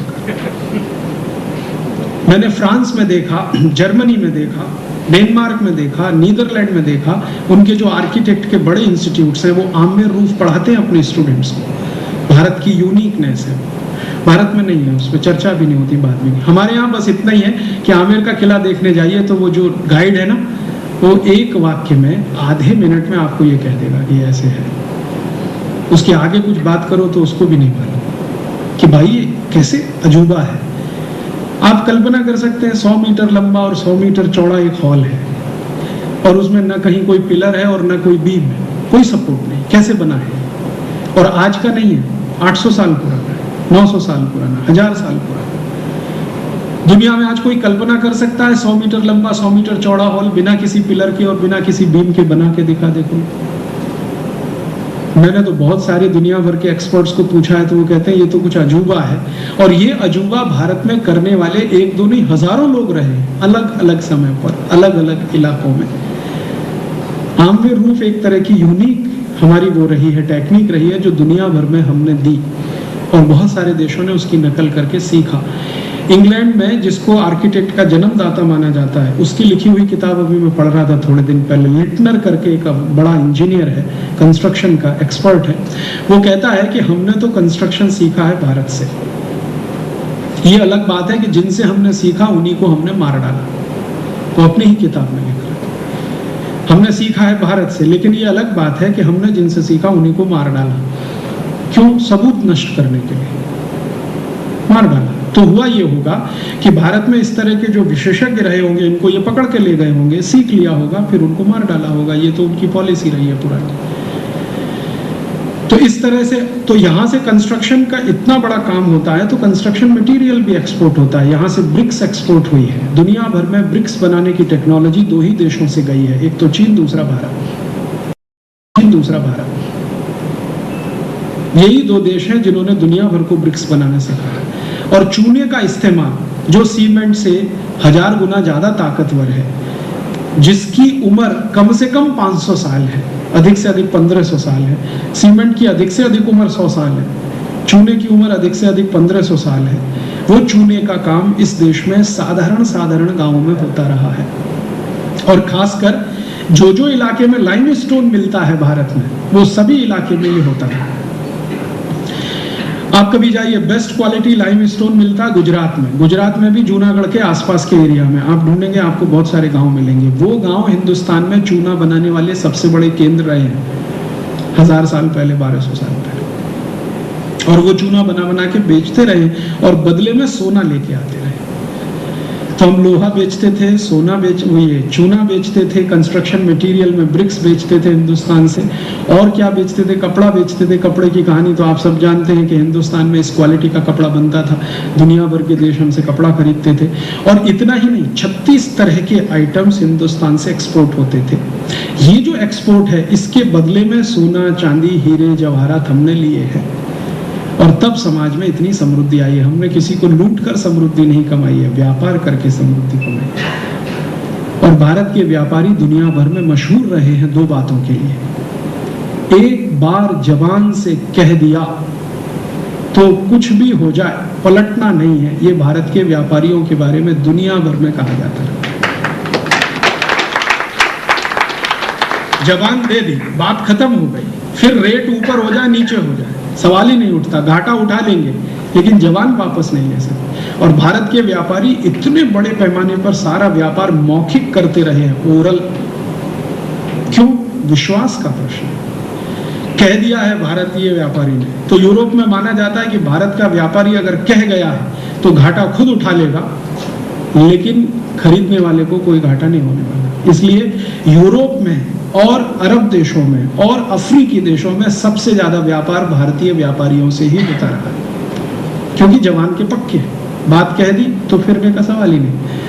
रघुकुल रीति सदा चली आई, प्राण जाए पर वचन न जाए। एक बार वचन दे दिया है तो फिर प्रश्न ही नहीं उठता। ये हमारे एथिक्स रहे हैं आज के जमाने में। चाइनीज लोगों से जरा व्यापार करके तो देख लीजिए, सवेरे का रेट शाम को थोड़ा भी चेंज हो गया ना, तो आप ऊपर शीर्षासन कर लीजिए। या चाइनीज को छोड़िए, ताइवानीज लोगों से व्यापार करके देख लीजिए, आप अमरीकियों से करके देख लीजिए, ब्रिटिश लोगों से करके देख लीजिए। जरा सा रेट चेंज होते ही फिर वो किस तरह से ऊपर नीचे करना शुरू करते हैं। और यही देशों में लिखे हुए आर्काइवल डॉक्यूमेंट्स बताते हैं कि हिंदुस्तानी व्यापारी एक बार जबान दे दे तो पीछे नहीं हटने वाला। तो ये जो हमारी बात रही है, क्वालिटी, इसको मानना चाहिए। इस क्वालिटी के कारण हम बहुत बिजनेस करते रहे, बदले में ये सब कमाया हमने, उससे ये सब समाज समृद्धशाली हुआ। अब जब इतना सब संपत्ति इकट्ठी हुई तो विदेशियों ने लूटने के लिए यहाँ आना शुरू किया, नहीं तो क्यों आएंगे। भारत में 2 तरह के विदेशी आए। 10th सेंचुरी के पहले जो विदेशी आए वो ज्ञान लेने आए इस देश में, जैसे ताइवान से आए, चाइना से आए, जापान से आए, जिन्होंने बौद्ध धर्म यहाँ सीखा, फिर अपनाया, फिर लेके चले गए। वेनसांग का नाम आपने सुना, और भी ऐसे। चेंग हो नाम का एक बड़ा चाइनीज है जो भारत में 14 बार आया है, आर्मी ऑफिसर है, नेवल ऑफिसर है, और इतना प्रभावित हुआ है कि भारत के कई राजाओं से उसने एग्रीमेंट किया है और वो भारत की नेवल सिक्योरिटी के काम में लगा रहा बहुत साल तक। चेंग हो up to 14th century Bharat की पूरी ये कोस्टल बेल्ट की सुरक्षा एक चाइनीज एडमिरल करता रहा, उसकी आर्मी करती रही। वो प्रभावित हुए हैं भारत से, यहाँ से बुद्धिज्म उन्होंने लिया है। तो 10वीं शताब्दी के पहले कुछ लोग आए भारत में, वो आए हैं ज्ञान लेने, धर्म का बात है, अब अध्यात्म की बात है, ईश्वर प्राप्ति की बात है। कहते हैं कि सिर्फ जीवन में भौतिकता ही सब कुछ नहीं है, ईश्वर प्राप्ति भी उसका एक बहुत बड़ा दूसरा हिस्सा है, लक्ष्य है। तो यहाँ ये जो आध्यात्मिकता रही है, धार्मिकता रही है, इसके लिए भी बहुत सारे विदेशी आते रहे, लेकिन वो 10वीं शताब्दी के पहले। 10वीं शताब्दी के बाद जो विदेशी आए हैं वो मुख्यतः लूटने आए हैं, लुटेरे के रूप में आए। उसके पहले जो आए हैं वो अध्ययन करने आए हैं, अध्यापन करने आए हैं। ये जो अध्ययन और अध्यापन करने विदेशी आए हैं, तो इसका माने यहाँ कोई अध्ययन अध्यापन के केंद्र रहे होंगे, नहीं तो ये कैसे हो सकता है कि विदेशी यहाँ आए अध्ययन करने के लिए। तो जिस समय वेनसांग आया है वो खुद लिख रहा है, वेनसांग की राइटिंग्स हैं, चाइनीज में उपलब्ध है, अभी उनका इंग्लिश ट्रांसलेशन भी आ गया। वो कहता है कि जब मैं भारत गया अध्ययन करने के लिए, सीखने के लिए, उस समय भारत में 14 विश्वविद्यालय चलते थे वेनसांग के टाइम में। 14 विश्वविद्यालय, तक्षशिला एक है, नालंदा एक है, तपोवन एक है। वो टाइम में आपको मालूम है गुजरात में एक विश्वविद्यालय था, नडियाद में, जब वेनसांग भारत आया था। नडियाद में एक यूनिवर्सिटी है, तक्षशिला में है, नालंदा में है, कुशीनगर में है, पटना के पास एक जगह है आरा, वहां पर है। ऐसे 14 स्थान का वर्णन वो कर रहा है और वो कह रहा है किसी भी यूनिवर्सिटी में 10,000 से कम विद्यार्थी नहीं। और वो कहता है कि 10,000 विद्यार्थियों को व्यवस्था करने वाला जो होता है उसी को भारत में कुलपति कहते हैं, जो दुर्भाग्य से आज वाइस चांसलर हो गया हमारे। ये वाइस चांसलर कुछ अलग चीज है और कुलपति कुछ अलग चीज है। हमने तो रेड़ मार दिया ना अपने देश की भाषा और शब्दों का अंग्रेजी के साथ इक्वेट कर करके। वाइस चांसलर अलग शब्द है, कुलपति अलग। तो वेनसांग कह रहा है कि कुलपति भारत में वो होता है जो 10,000 विद्यार्थियों की व्यवस्था कर सके। और ऐसे 14 विश्वविद्यालय हैं जिनमें कम से कम 10,000 विद्यार्थी पढ़ते हैं। और उनका एरिया बता रहा है कि एक विश्वविद्यालय का एरिया कितना है, कमरे कितने हैं और उनमें क्या क्या विषय पढ़ाए जाते हैं। 18 विषय पढ़ाए जाते हैं जिनका वो वर्णन कर रहा है। और वो कहता है हर एक विश्वविद्यालय की अपनी विशेषता है। कोई मिलिट्री एजुकेशन में एक्सपर्टाइज देता है, कोई मिलिट्री ट्रेनिंग में एक्सपर्टाइज देता है, कोई स्ट्रेटेजी के लिए एक्सपर्ट्स बनाता है, कोई वेद और पुराण में पारंगत बनाता है। ऐसे 14 विश्वविद्यालय का वर्णन आंखों देखा वेनसांग की डायरी का, जो चाइनीज गवर्नमेंट ने अभी थोड़े दिन पहले पब्लिश की है और इंग्लिश में भी उपलब्ध है, उसमें से तो मैंने पढ़ लिया, देख लिया। और सिर्फ वेनसांग नहीं, चेंग हो कह रहा है 14th सेंचुरी में जब आया, वो कहता है कि मैं भी देखता हूं कि एजुकेशन बहुत अच्छा है भारत में। और 1840s में ब्रिटिश पार्लियामेंट के ऑर्डर पर एक सर्वे किया गया भारत में। वो सर्वे का रिपोर्ट भी है 200 पन्ने का।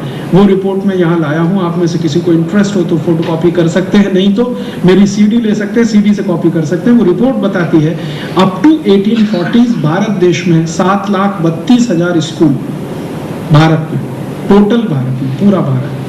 उस जमाने का भारत आप कहते हैं, माने पाकिस्तान भी भारत का हिस्सा है, बांग्लादेश भी उस समय भारत का हिस्सा है और बर्मा का एक बहुत बड़ा हिस्सा भारत में है।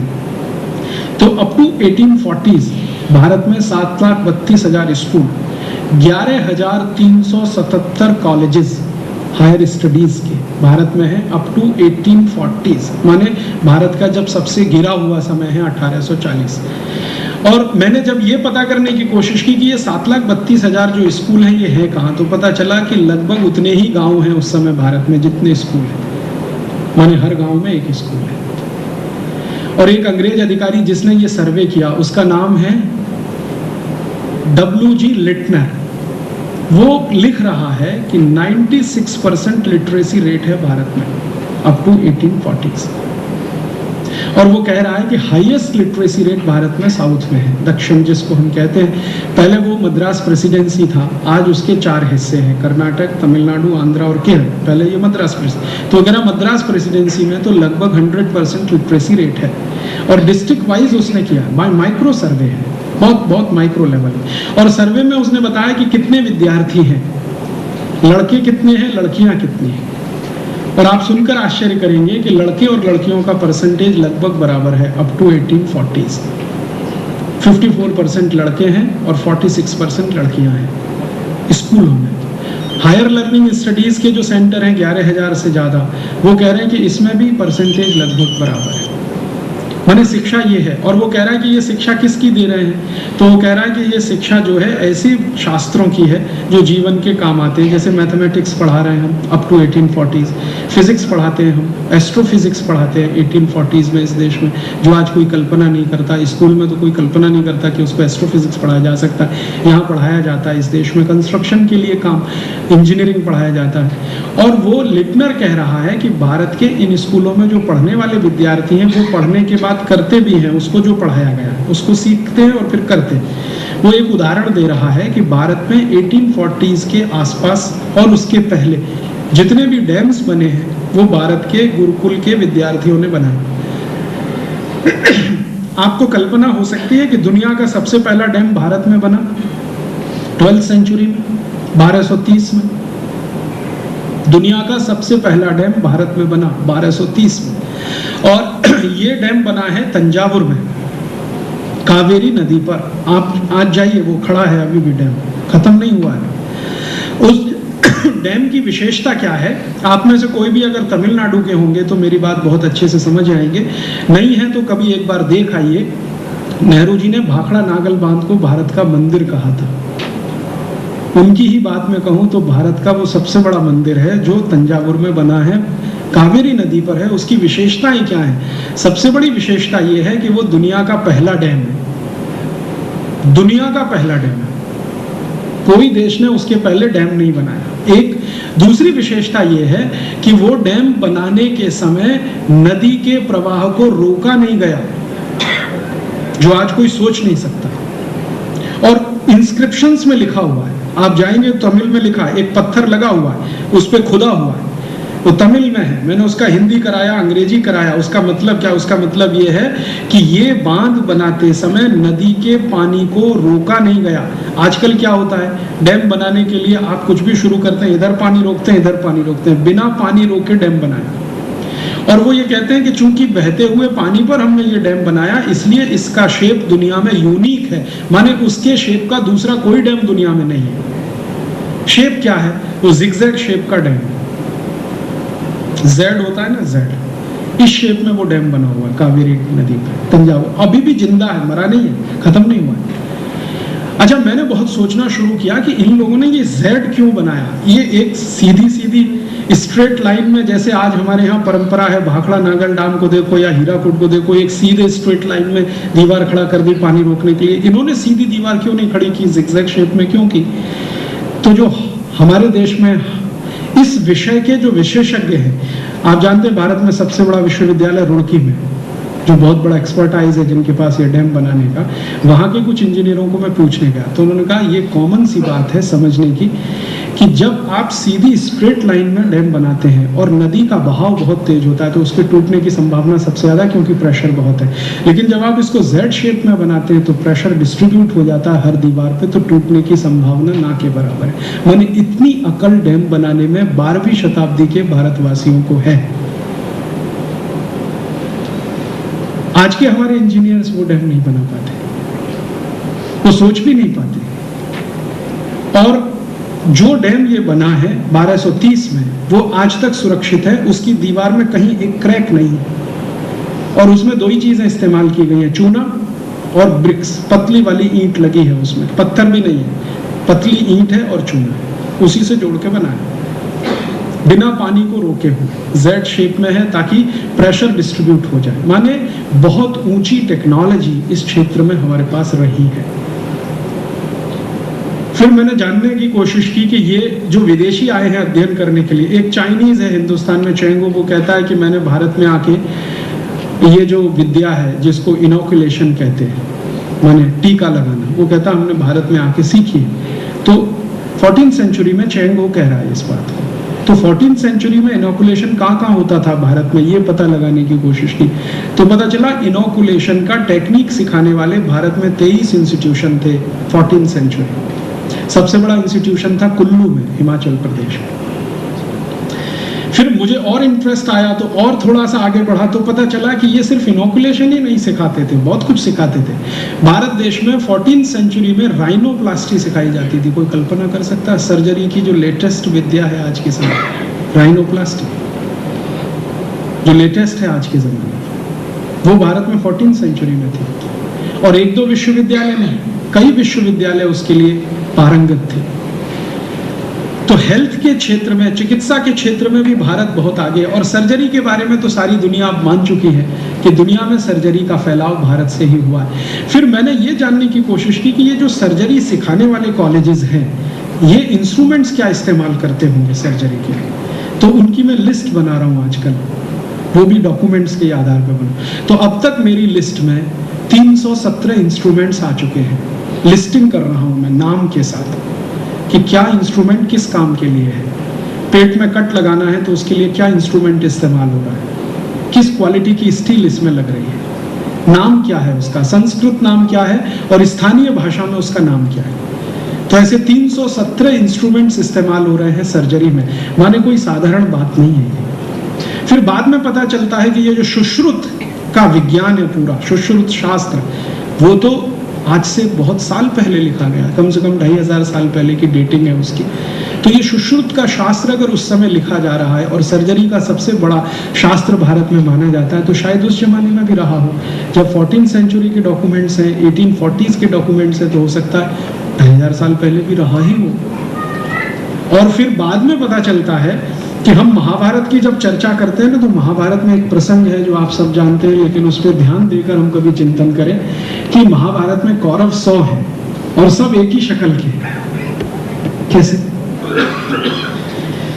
मेरी दादी माँ मुझे महाभारत की जब भी कहानी सुनाती थी तो वो कहती थी 100 कौरव थे, 5 पांडव थे, सब कौरव एक ही शक्ल के थे। तो मैं दादी को यही पूछता था कि सबकी शक्ल एक जैसी कैसे हो सकती है। और ये बात मैंने दादी से कही तो दादी ने कही, उसकी माँ ने उसको कही, उसकी माँ को पूछो तो उसने किसी से सुना। तो ये सुनते सुनते चला आया है। इसका आधार क्या है? 100 के 100 कौरव एक जैसे, लंबाई भी एक जैसी, चौड़ाई भी एक जैसी, चेहरे का हाव भाव सब एक जैसा, हाथ पैर सब एक जैसे। ये कैसे संभव है? ये तभी संभव है जब कोई क्लोनिंग टेक्नोलॉजी इस देश में रही होगी, अदरवाइज ये हो नहीं सकता। Cloning technology. और हम अब तो मान चुके हैं महाभारत अब सिर्फ माइथोलॉजी नहीं है, वो प्रूव हो चुका है। 5000 साल पहले महाभारत हुआ था, ये सभी ने मान लिया है। रामचंद्र जी के समय में लंका पर पुल बनाया गया था, ये अमेरिका ने भी स्वीकार कर लिया, नासा ने। उनको अभी एक दीवार मिली है जिसको उन्होंने स्वीकार कर लिया है कि हाँ ये वही दीवार है, और उसका डेटिंग किया गया है तो वो त्रेता युग का डेटिंग निकलता है जो रामचंद्र जी का समय है।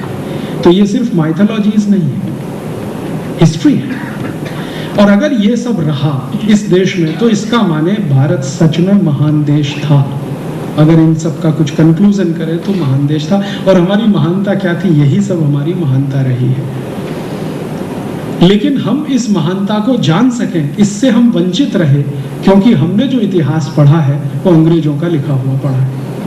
और अंग्रेजों का इतिहास जिस व्यक्ति ने लिखा है, जेम्स मिल, वो खुद कहता है कि भारत को गुलाम बनाकर रखना है तो इनको गलत इतिहास ही बताना पड़ेगा।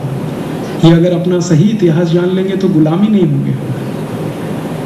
और जेम्स मिल से आगे बढ़कर मैकॉले कहता है अपनी चिट्ठी में, जो उसने बोर्ड ऑफ सेक्रेटरी रेवेन्यू को लिखी है, उस चिट्ठी का कॉपी है मेरे पास मेरे सीडी में, वो लिख रहा है मैकॉले कि भारत के लोगों को गलत इतिहास बताना है, गलत भूगोल पढ़ाना है, गलत अर्थशास्त्र पढ़ाना है। क्यों? क्योंकि गलत लोग हम भारत पर राज कर रहे हैं, वो खुद स्वीकार कर रहे हैं। वो अपने सेक्रेटरी को लिख रहा है जो सबसे बड़ा अधिकारी है उस समय। वो कह रहा है भारत के लोगों को गलत इतिहास पढ़ाना, गलत भूगोल पढ़ाना, गलत अर्थशास्त्र पढ़ाना, गलत कृषि शास्त्र पढ़ाना। क्यों? क्योंकि हम जैसे गलत लोगों के हाथ में इस समय भारत है, तो इनको सही तो कुछ नहीं पढ़ा सकते। क्योंकि अगर ये सही पढ़ने लगे, सही जानने लगे, तो ये तो हमारे कब्जे में आने से रहे। इसलिए इनको सब कुछ गलत पढ़ाना। तो वो सब कुछ गलत पढ़ाने के लिए अंग्रेजों ने जो कुछ किया है, वो एक अद्भुत काम, एक कॉन्वेंट स्कूल सिस्टम इस देश में डाल दिया, जो अंग्रेजों के समय बहुत छोटा मोटा था और अब अंग्रेजों के जाने के बाद इतना बड़ा हो गया है कि भारत में अब कोई छोटा सा गांव नहीं है जहां पर कॉन्वेंट स्कूल ना हो। अब तो भारत में बजरंगबली कॉन्वेंट स्कूल है।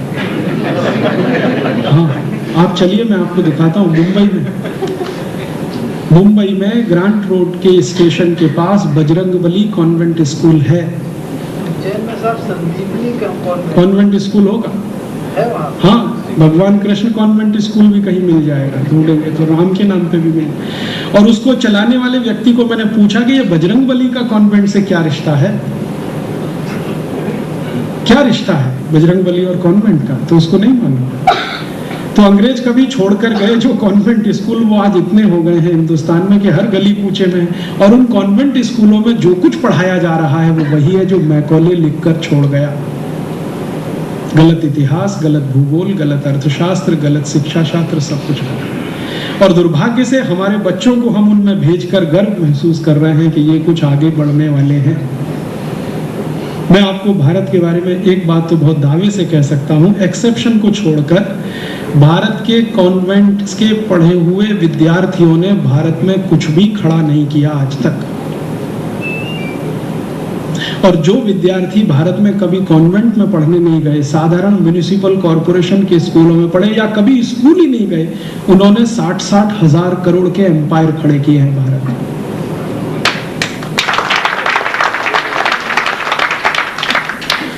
आप किसी का भी स्टडी कर लीजिए, धीरूभाई अंबानी का स्टडी कर लीजिए, बिरला जी का स्टडी कर लीजिए। 4 क्लास पास करके निकल गए राजस्थान के झुंझुनू जिले से, और वो बिरला जी के नीचे दुनिया भर के PhD होल्डर्स और MTech होल्डर्स काम करते हैं 10-20 हजार की नौकरी पे। धीरूभाई अंबानी का कहानी हमारे सामने है, जमशेदजी टाटा की कहानी आप सुन लीजिए। जमशेदजी टाटा के बाद की पीढ़ी की बात नहीं करता, जमशेदजी टाटा की बात करता हूँ जो नवसारी से निकले, और आप देखिए उनकी, जिन लोगों ने कभी कॉन्वेंट का मुंह नहीं देखा, जो कभी स्कूल में भी नहीं गए, जिनका कोई फॉर्मल एजुकेशन नहीं हुआ, उन्होंने हजारों करोड़ के एम्पायर खड़े किए हैं। उनमें से एक भरत भाई है जो बड़े गर्व से कहते हैं मैं कभी स्कूल नहीं गया। भरत भाई की जिस बात से मैं सबसे ज्यादा प्रभावित हूँ उनकी ये बात, वो बड़े गर्व से कहते हैं मैं तो कभी स्कूल नहीं गया। और आप भरत भाई की क्वालिटीज जानते हैं, वो किसी भी मल्टीनेशनल कंपनी के चीफ एग्जीक्यूटिव ऑफिसर से कम नहीं। फंक्शनल नॉलेज उनको इतना है कि वो किसी भी अच्छी इंडस्ट्री को रन कर रहे हैं और उससे भी बड़ी इंडस्ट्री को रन करने की कैपेसिटी है, और ऐसे बहुत लोग मिल जाएंगे आपको भारत में।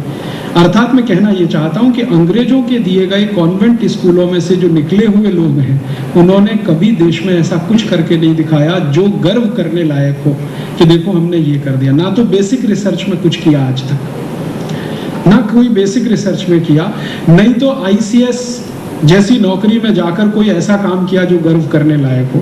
जो आईसीएस ऑफिसर ने भारत में कुछ गर्व करने लायक काम किए भी हैं, वो सब म्युनिसिपल कॉर्पोरेशन के स्कूलों में से पढ़कर गए हुए आईसीएस ऑफिसर। ना कोई ऐसा इंजीनियरिंग का काम किया जिस पे हम गर्व कर सके।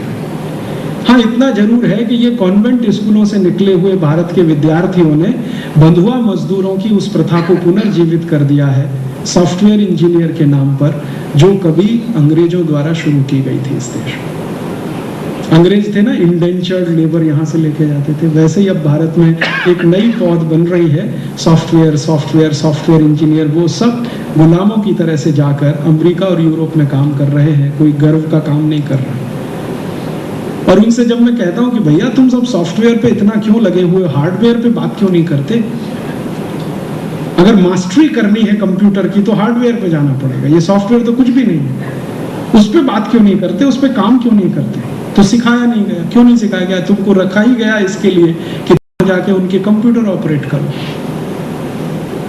तो जिनको हम कहना नहीं चाहते, लेकिन सही बात तो ये है कि हमने कुछ बॉडी शॉपिंग करने के लिए खड़े कर दिए हैं कुछ लोग, जो दुनिया के दूसरे देशों में जाके नौकरियां करते रहे और उनकी जी हजूरी करते रहे, जैसे कभी अफ्रीका में हमने किया है। तो अंग्रेज छोड़ गए जो कॉन्वेंटियन एजुकेशन सिस्टम, उसमें मैकॉले खुद कहता है कि मैं भारतवासी ऐसे पैदा करना चाहता हूं जो शरीर से भारतवासी हो, आत्मा से अंग्रेज हो। तो वही हमने पैदा की, और दुर्भाग्य से उनकी जो पीढ़ी निकली है, तो उनको ना भारत की समझ है, ना भारतीयता की समझ है, ना भारत की समस्याओं को वो जानते हैं, ना अपनी संस्कृति को पहचानते हैं, ना अपनी परंपराओं को जानते हैं, ना अपनी संभावनाओं को तलाश पाते हैं। वो हमेशा दूसरों की तरफ देखते हैं मदद के लिए, अमेरिका की तरफ, यूरोप की तरफ। अपनी तरफ देखना, अपने पैरों की तरफ देखना, अपनी जमीन की तरफ देखना उन्होंने बंद कर दिया। और उनके बारे में बात करते करते हम हमेशा अफसोस करते रहते हैं। हमें हमेशा अफसोस होता है कि हमारे बच्चों को गुजराती नहीं आती है, कोई कहता है हमारे बच्चों को तमिल नहीं आती है, कोई कहता है मलयालम नहीं आती है, कोई कहता है तेलुगु नहीं आती है, अंग्रेजी आती है, फ्रेंच भी आती है, जर्मन भी आती है, लेकिन तमिल, तेलुगु, मलयालम नहीं आती। भरत भाई कह रहे थे कि उनके नाती को 67 बताना पड़ता है, 67 नहीं मालूम उसको 67 बताना पड़ता है। 67 वो नहीं जानता है, 67 क्या होता है, 79 नहीं जानता, 79 बताना पड़ता है। 89 और 79 का फर्क बताना पड़ता है। तो ये अफसोस हम करते रहते हैं, क्योंकि निकली है वो पीढ़ी, और उसमें उस पीढ़ी का कसूर नहीं है। उसको जो शिक्षा दी गई है वो वही है जो मैकॉले छोड़ के गया। और मैकॉले खुद कह रहा है कि भारत में हमें इंजीनियर पैदा नहीं करने, डॉक्टर नहीं बनाने, साइंटिस्ट नहीं बनाने, हमें कारकुन बनाने हैं। एक शब्द उसने इस्तेमाल किया, कारकुन। कारकुन माने क्लर्क। तो क्लर्क पैदा करने के लिए वो छोड़ गया। दुर्भाग्य से वही भारत की आज़ादी के 57 साल के बाद भी चलती रही। तो भारत का इतिहास क्या रहा है, एक छोटे में मैंने आपको बताया, और समस्याएं क्या हैं अब इसमें से निकलती हैं। इतिहास ये बताता है कि हम इतनी समस्याओं से घिरे हुए कभी नहीं रहे जो आज हैं, और ये समस्याएं आई कहाँ से हैं, ये मैंने आपसे कहा कि किस तरह से आई हैं इस देश में। विदेशियों के या तो गुलाम हुए, या उनकी लूट के शिकार हुए, या उनकी संस्कृति और सभ्यता में फंसे, तो समस्याएं पैदा हुई हैं। और समस्याएं वही होती हैं जहां तंत्र अपना हो, बुद्धि विदेशी हो। हमारे यहाँ तंत्र तो अपना रहा है जिसको हम चलाने की कोशिश रहे, लेकिन बुद्धि हमारी वो है जो भारत के किसी भी समस्या से अपने को जोड़ नहीं पाती है, कोरिलेट नहीं कर पाती। हम भारत में बड़ा गर्व महसूस करते हैं कि चंद्रमा से आए हुए पत्थर के टुकड़े पे रिसर्च किया जाए, लेकिन कभी इस बात पे गर्व नहीं आता कि 6,32,000 गांवों में जो गाय का गोबर उपलब्ध है, इस गाय के गोबर का भी कोई सदुपयोग हो सकता है क्या आज की जरूरत के हिसाब से? चंद्रमा से आए हुए पत्थर पे अगर हमने कुछ रिसर्च कर भी लिया तो उससे भारत के आम आदमी का कुछ लेना देना नहीं है, लेकिन गाय के गोबर पे कोई रिसर्च हो गया तो जरूर 6,32,000 गाँव के काम का हो सकता है। उस पर हमारा दिमाग ही नहीं जाता है, चिंतन भी नहीं चलता है। मंगल पे जाना चाहिए नहीं जाना चाहिए, बहस होगी, डिबेट होगी, लेकिन गाँव गाँव में लोगों को पीने का पानी नहीं मिल रहा है। 3 लाख ऐसे गाँव हैं जहाँ पीने का पानी लेने के लिए 10 किलोमीटर जाना पड़ता है। इसके लिए कोई टेक्नोलॉजी क्यों इवॉल्व नहीं होती? इस पर हमारा दिमाग नहीं चलता। हुआ यही है कि हम अपनी जड़ों से कट गए हैं। हमारी हालत त्रिशंकु जैसी है, ना तो ऊपर गए ना तो नीचे रहे।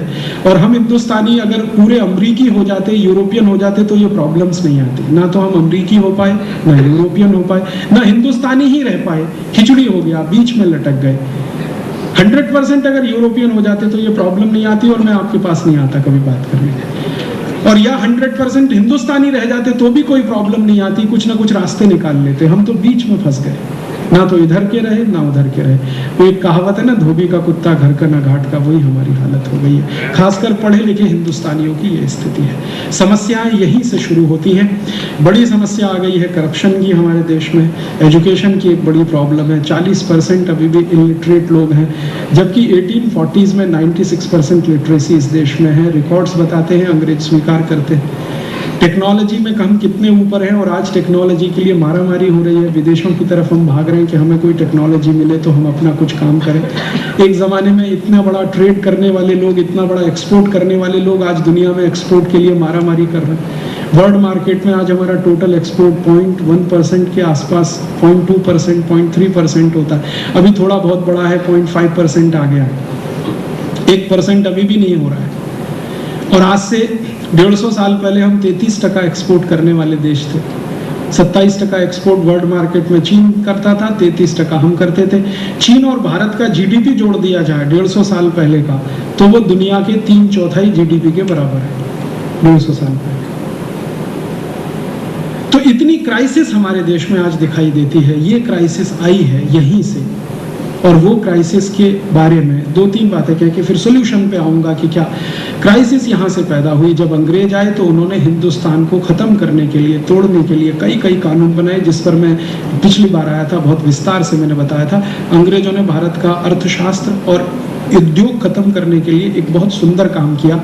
सुंदर काम उनके शब्दों में, हमारे लिए खराब काम।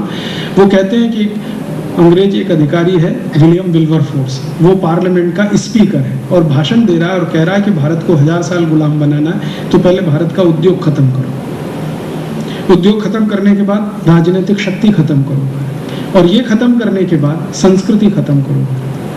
तो कोई उसको पूछता है विल्बरफोर्स को। विल्बरफोर्स का 3.5 घंटे का लेक्चर है, वो भी सीडी में है, आप चाहें तो उसे पढ़ सकते हैं। वो लेक्चर में कह रहा है विल्बरफोर्स के उद्योग भारत के खत्म करने हैं तो सबसे पहला काम करो कि ज्यादा से ज्यादा उस पर टैक्स लगा दो। तो कोई पूछ रहा है क्या क्या टैक्स लगाएं, तो बड़े सुंदर शब्दों में कह रहा है कि देखो, भारत का कोई भी उद्योगपति कुछ भी उत्पादन करे तो सबसे पहले उत्पादन पे ही टैक्स लगा दो। तो अंग्रेजों ने सबसे पहला टैक्स लगाया सेंट्रल एक्साइज ड्यूटी 1840 में। फिर कह रहा है कि जो व्यक्ति उत्पादन करेगा वो माल जरूर बेचेगा, तो बेचने पर टैक्स लगा दो। तो दूसरा लगा दिया सेल्स टैक्स। फिर वो कह रहा है कि माल बेचेगा तो मुनाफा कमाएगा, तो उसके मुनाफे पर टैक्स लगा दो। तो फिर लगा दिया इनकम टैक्स।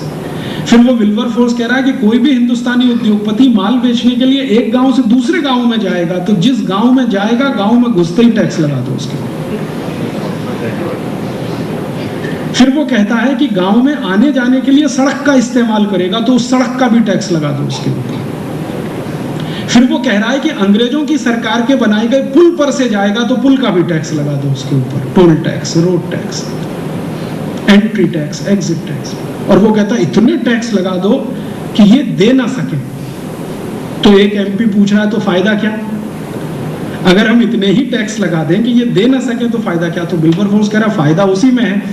क्या है कि हिंदुस्तानी बहुत ईमानदार है, तो टैक्स भरने की कोशिश करेंगे। ईमानदारी से टैक्स भरेंगे तो सब बर्बाद हो जाएंगे, और अगर टैक्स भरेंगे नहीं तो बेईमानी करेंगे, बेईमानी करेंगे तो कमजोर बनेंगे, और कमजोरों को गुलाम बनाना आसान होता है। तो कह रहा हमारे दोनों हाथ में लड्डू हैं, या तो हिंदुस्तानी सब ईमानदारी से टैक्स भरेंगे तो बर्बाद हो जाएंगे, टैक्स नहीं भरेंगे तो बेईमान होंगे, बेईमान होंगे तो गुलाम बनाना आसान है, हमको तो दोनों ही काम करना। तब पूरा पार्लियामेंट एक स्वर से कहता हाँ आपकी बात स्वीकार, चलो कानून बनाना शुरू करो। तो अंग्रेजों ने 1840 से ये कानून बनाने शुरू कर दिए।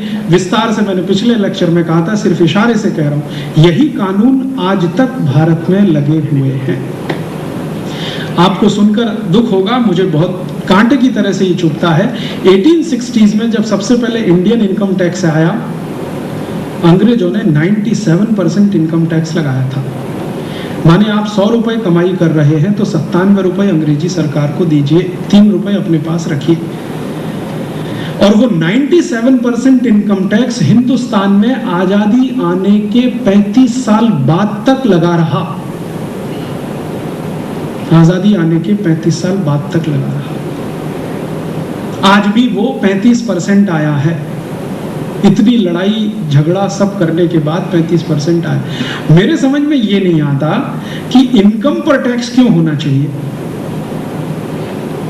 प्रोडक्शन पर टैक्स क्यों होना चाहिए। कोई आदमी अपनी पूंजी लगाकर, अपना दिमाग लगाकर, अपनी मेहनत करके समाज को उत्पादन करके दे रहा, उस पर टैक्स क्यों होना चाहिए। उसको तो प्रमोशन करने के लिए सरकार को और मदद करनी चाहिए, क्योंकि वो आपके रॉ मटेरियल को एक फिनिश प्रोडक्ट में कन्वर्ट करके दे रहा है। ये तो बहुत बड़े हुनर का काम वो कर रहा है।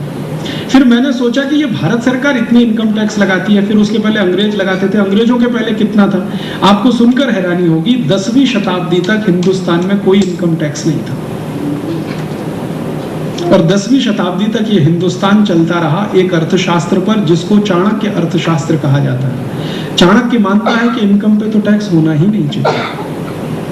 वो कहता है कि ज्यादा से ज्यादा टैक्स अगर लेना है तो कैसे लेना चाहिए। बड़ी सुंदर बात वो कहता है अपनी अर्थशास्त्र की किताब में। वो कहता है जैसे मधुमक्खी फूल में से रस लेती है लेकिन फूल को निचोड़ नहीं लेती, फूल में से उतना ही रस लेती है जिससे फूल भी बचा रहे और उसकी भी क्षुधा पूरी हो जाए, तो राजा को उतना ही टैक्स लेना चाहिए। तो कोई कहता है आप इसका परसेंटेज तय कर दो, तो चाणक्य कहता है 5% से ज्यादा टैक्स कभी नहीं होना चाहिए। और वो कहता है जब इमरजेंसी हो जाए, बाहरी हमला हो जाए, तो वो 5% का टैक्स मैक्सिमम 15% तक जाना चाहिए, इसके आगे वो भी नहीं जाना चाहिए। तो 10वीं 11वीं शताब्दी तक ये देश चलता रहा चाणक्य अर्थशास्त्र से। तब ये भारत सोने की चिड़िया हो गया। उसके बाद ये चला विदेशी अर्थशास्त्र से, माने विदेशी आए, उन्होंने रूल किया, नए नए टैक्स के कानून बनाए। उसके बाद अंग्रेजों ने तो सत्यानाश कर दिया, तब से ये देश गिरता चला गया। तो अंग्रेजों ने बहुत सुंदर तरीके से इस देश को खत्म किया टैक्सेशन के सिस्टम से। फिर वो अंग्रेज कहते हैं कि सिर्फ टैक्सेशन के ही सिस्टम नहीं है। एक अंग्रेज अधिकारी जिसने ये ड्राफ्टिंग किया इंडियन इनकम टैक्स एक्ट का, जिसने ड्राफ्टिंग किया, वो कहता है कि ये इतना कॉम्प्लिकेट होना चाहिए कि किसी को समझ में ना आए। इतना कॉम्प्लिकेट होना चाहिए कि ये समझ में ना आए। हम समझ सकें, माने अंग्रेज समझ सकें, हिंदुस्तानी तो कभी ना समझे। इसको समझने के लिए भी वो हमारे पास आए, ऐसा कॉम्प्लिकेटेड करो। तो इनकम टैक्स एक्ट जो बनाया गया वो गोल गोल जलेबी जलेबी वाली जो भाषा है।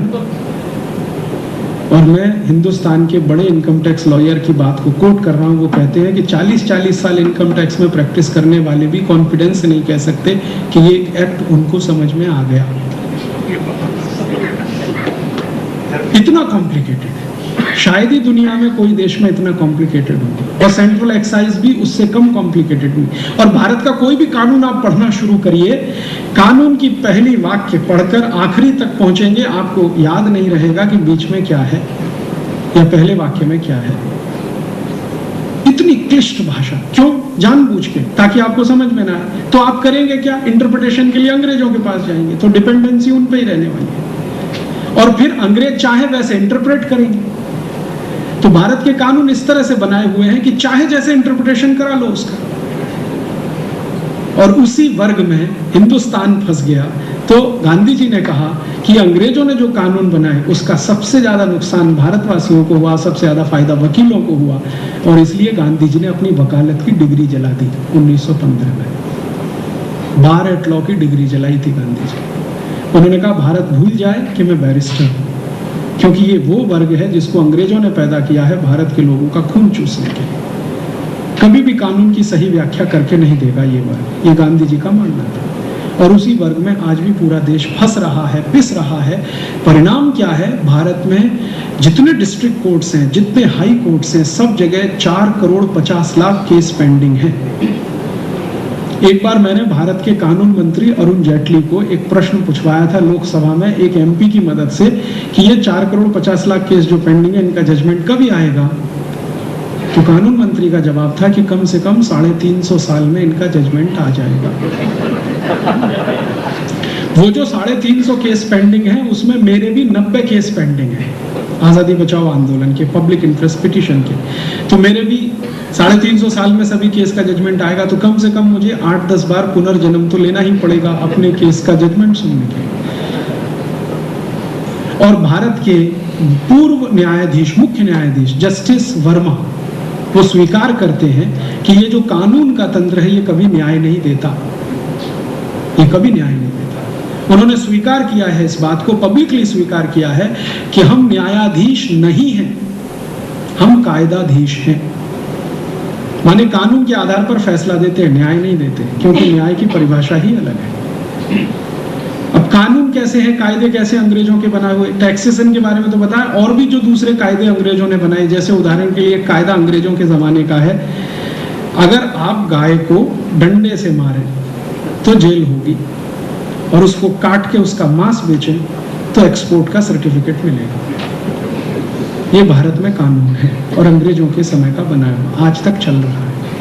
गाय को डंडे से मारें तो आपको जेल हो जाएगी, क्योंकि आप पवित्र जानवर को हैरान परेशान कर रहे हैं। लेकिन उसको कत्ल करवा दीजिए, उसके लिए 350 कत्ल खाने भारत में चल रहे हैं, और उनकी संख्या 3000 से ज्यादा होने की तैयारी में है, और उनका मीट एक्सपोर्ट हो रहा है, दुनिया भर में सब जगह जा रहा है। भारत के किसान जिसको माता समझ के पूजन करते हैं, वो हर साल 2.5 करोड़ से ज्यादा गाय कटती है भारत में। ये कानून है हमारे देश में। अंग्रेजों के बाद जो काले अंग्रेज आए, उन्होंने जो कानून बनाए वो कुछ कम नहीं। हमारे काले अंग्रेजों ने ऐसे ऐसे कानून बना दिए हैं जो अंग्रेजों से भी भारी पड़ते हैं। आजादी के पिछले 57 साल में भारत की संसद के बनाए हुए कानून अंग्रेजों से भी ज्यादा खतरनाक है कई मामले, कोई कम नहीं है। क्यों? अब ये जो अंग्रेज काले हमारे देश में है, संसद में, विधानसभा, इनको जब मैं पूछता हूं तो वो कहते हैं कि जो चल रहा है ट्रेंड, हम उसी में कानून बनाते हैं, उसके आगे उसके विरोध जाके कुछ करना नहीं। तो कानून सब वैसे हैं। मैंने एक लिस्ट किया, अंग्रेजों के समय के बनाए हुए 34,735 कानून आज भी इस देश में चलते हैं, माने भारत में चलते हैं, खत्म नहीं हुए। Indian police act, Indian civil services act, Indian forest act, land acquisition act, land revenue act, Indian post and telegraph act, Indian railway act, electricity supply act, ये सारे के सारे कानून बिफोर 1947 के सब चल रहे हैं। इवन रूल्स रेगुलेशन अंग्रेजों के समय के चल रहे हैं, वो भी नहीं बदले। बहुत साल मैंने भारत में सिर्फ एक काम के लिए संघर्ष किया कि हमारी संसद में शाम को 5 बजे बजट पेश होता था, 97 तक। मैं ये बात हर बार कुछ एमपीज को पूछा था कि संसद चलती है सुबह 11 साढ़े 11 बजे, बजट शाम को 5 बजे क्यों आता है? कोई मुझे जवाब नहीं देता था। एक बार एक सांसद जो भूतपूर्व हो गए, अभी थोड़े दिन पहले उनका स्वर्गवास हो गया, उनका नाम था मधु लिमाई। मैं एक बार उनको मिला तो उन्होंने कहा, देखो ये समझना है तो 1927 का पार्लियामेंट का बजट निकाल के पढ़ो। सबसे पहला बजट आया अंग्रेजों ने 1927 में बना, पार्लियामेंट बने ये जो दिल्ली में है, ये 1925 में बनी, 1927 में पहला बजट। तो उस बजट का वो पढ़ो, प्रस्तावना पढ़ो। तो मैंने पढ़ी तो उसमें लिखा हुआ है कि ये बजट शाम को 5 बजे इसलिए पेश किया जा रहा है कि इंग्लैंड की संसद में 11:30 बजे है, इंग्लैंड की संसद में सवेरे के 11:30 बजे हैं, यहाँ शाम को 5 बजे इसलिए बजट पेश किया जा रहा है। और इंग्लैंड की संसद का टाइम उस समय शुरू होने का 11:30 बजे था, और हम उस समय इंग्लैंड की कॉलोनी थे। तो ठीक है, हम शाम को 5 बजे बजट पेश करते थे 1927 से 1947 तक। 1947 के बाद क्या हुआ? 1947 से 1997 तक बजट शाम को 5 बजे ही आया। फिर मैंने क्या किया कि वो बजट की फोटोकॉपी करा के 250 सांसदों को दिया। मैंने कहा, आपकी आंखें फूटी हैं, जरा पढ़ो ये क्या लिखा हुआ। इंग्लैंड में सवेरे का 11:30 बज रहा है, इसलिए यहाँ 5 बजे बजट पेश हो रहा है। ये 1947 में हम आजाद हो गए, तिरंगा झंडा आ गया, यूनियन जैक हमने उतार दिया, ये अभी भी नियम नहीं बदला आपने। तब जाकर एक भूतपूर्व प्रधानमंत्री ने इसके खिलाफ आवाज उठाई, उनका नाम है चंद्रशेखर। और 97 में पार्लियामेंट का एक स्पेशल सेशन हुआ था, आपको याद है, 15 अगस्त 1997 को। विशेष अधिवेशन, उसमें 3 घंटे इस पर गर्मा गर्म बहस हुई। तब सरकार ने कहा कि ये नियम को बदलेंगे। तो 1998 से बजट सवेरे 11 बजे आना शुरू हुआ। माने एक छोटा सा नियम बदलने में हमारे नेताओं को 50 साल लगता है, और उसमें भी राजीव दीक्षित जैसे आदमी को फोटोकॉपी करा करा के बांटनी पड़ती है। हमारी स्थिति ये है। तो बाकी नियम कानून की आप क्या बात करेंगे। तो भारत के सामने सबसे बड़ी जो चुनौती है और जो सबसे बड़ी अव्यवस्था है वो है अंग्रेजों के बनाए हुए कानून नियम, सारे के सारे, हर क्षेत्र में, एजुकेशन में, इकोनॉमी में, एग्रीकल्चर में, सब जगह वही नियम है। आज भी हिंदुस्तान के किसानों से जमीन छीनी जाती है, आप जानते हैं, लैंड एक्विजिशन एक्ट के आधार पर। मैं किसान हूँ, खेती करता हूँ, कल को एक अधिकारी आएगा, कहेगा ये जमीन सरकार लेगी, मुआवजा मिले ना मिले दे दो सरकार को। मैं नहीं देना चाहता, फिर भी डंडे मारेंगे, पीटेंगे, जेल में बंद कर देंगे, कहेंगे आप सरकार के काम में अड़ंगा लगाते हो। मैं मेरे जमीन का मालिक, मेरी जमीन नहीं पकड़ के रख सकता, सरकार ले लेगी, जिस दिन चाहे उस दिन ले लेगी। और जिनकी जमीनें लिया है भारत सरकार ने, 40-40 साल तक उनको मुआवजे नहीं मिले हैं। आज भी वो लोग दर दर की ठोकरें खाते हैं। ऐसे 2 करोड़ भारतवासी हैं जिनकी जमीनें आज़ादी के 50 साल बाद में ली गई हैं, किसी को कोई मुआवजा नहीं मिला है। वो सब बेचारे भटकते हैं, एक गांव से दूसरा, दूसरे से तीसरा। उनके ऊपर पुलिस लाठीचार्ज करती है, और जो कुछ होता है हिंदुस्तान में वो आप कल्पना नहीं कर सकते यहाँ बैठे। तो सबसे बड़ी चुनौती और समस्या जो भी माने वो ये कि अंग्रेजों के बनाए हुए नियम, कायदे, कानून। दूसरी समस्या अंग्रेजियत आज भी हमारे भारत के नेता और अधिकारियों के मन से गई नहीं है। आईसीएस ऑफिसर तो जिस अंग्रेजियत का व्यवहार करते हैं आप सोच नहीं सकते। एक आईसीएस ऑफिसर जो मेरे टैक्स के दिए गए पगार पर अपनी जिंदगी चलाता है, वो मेरा सिर तोड़ के बात करता है। मैं अभी चला जाऊं उसके ऑफिस में तो वो मान लेता है कि ये कोई अवांछित व्यक्ति आ गया, और उसको ऐसे दुत्कारता है जैसे कुत्ते को हम दुत्कारते हैं हमारे घर में आने पर। और यही आईसीएस ऑफिसर आपके साथ क्या क्या मिसबिहेव करते होंगे, एयरपोर्ट हिंदुस्तान का कोई भी शुरू हो जाए, वहां से आप कल्पना कर सकते हैं। आप जैसे लोगों के साथ अगर वो मिसबिहेव कर सकते हैं, तो हिंदुस्तान के उन लोगों के बारे में सोचिए जिनको 2 समय खाने को रोटी नहीं मिलती, उनको कितना मिसबिहेव करते होंगे। आपके जैसे ताकतवर लोगों को, जिनके बारे में सरकार भी थोड़ा डरती है, घबराती है, प्रवासी भारतीयों का सम्मेलन बुलाती है कि ये हमसे बहुत नाराज ना हो जाए। बार बार आपको निमंत्रण देने के लिए मंत्री आता है, आपके यहाँ आके चिरौरी करता है कि आइए आइए, हम आपके लिए ही ये सब कर रहे हैं। कि जिनसे आपके साथ क्या क्या मिसबिहेव होता है प्रवासी सम्मेलनों में, वो भी मैंने मेरी आंखों से देखा है।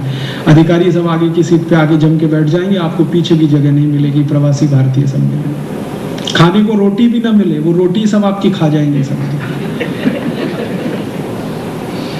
2 बार का तो मुझे अनुभव है प्रवासी भारतीय सम्मेलन में, प्रवासी भारतीयों को रोटी नहीं है, अधिकारी सब खा गए। ऐसा मिसबिहेव, क्योंकि उनके मन में अंग्रेजियत रग रग में बसी हुई है।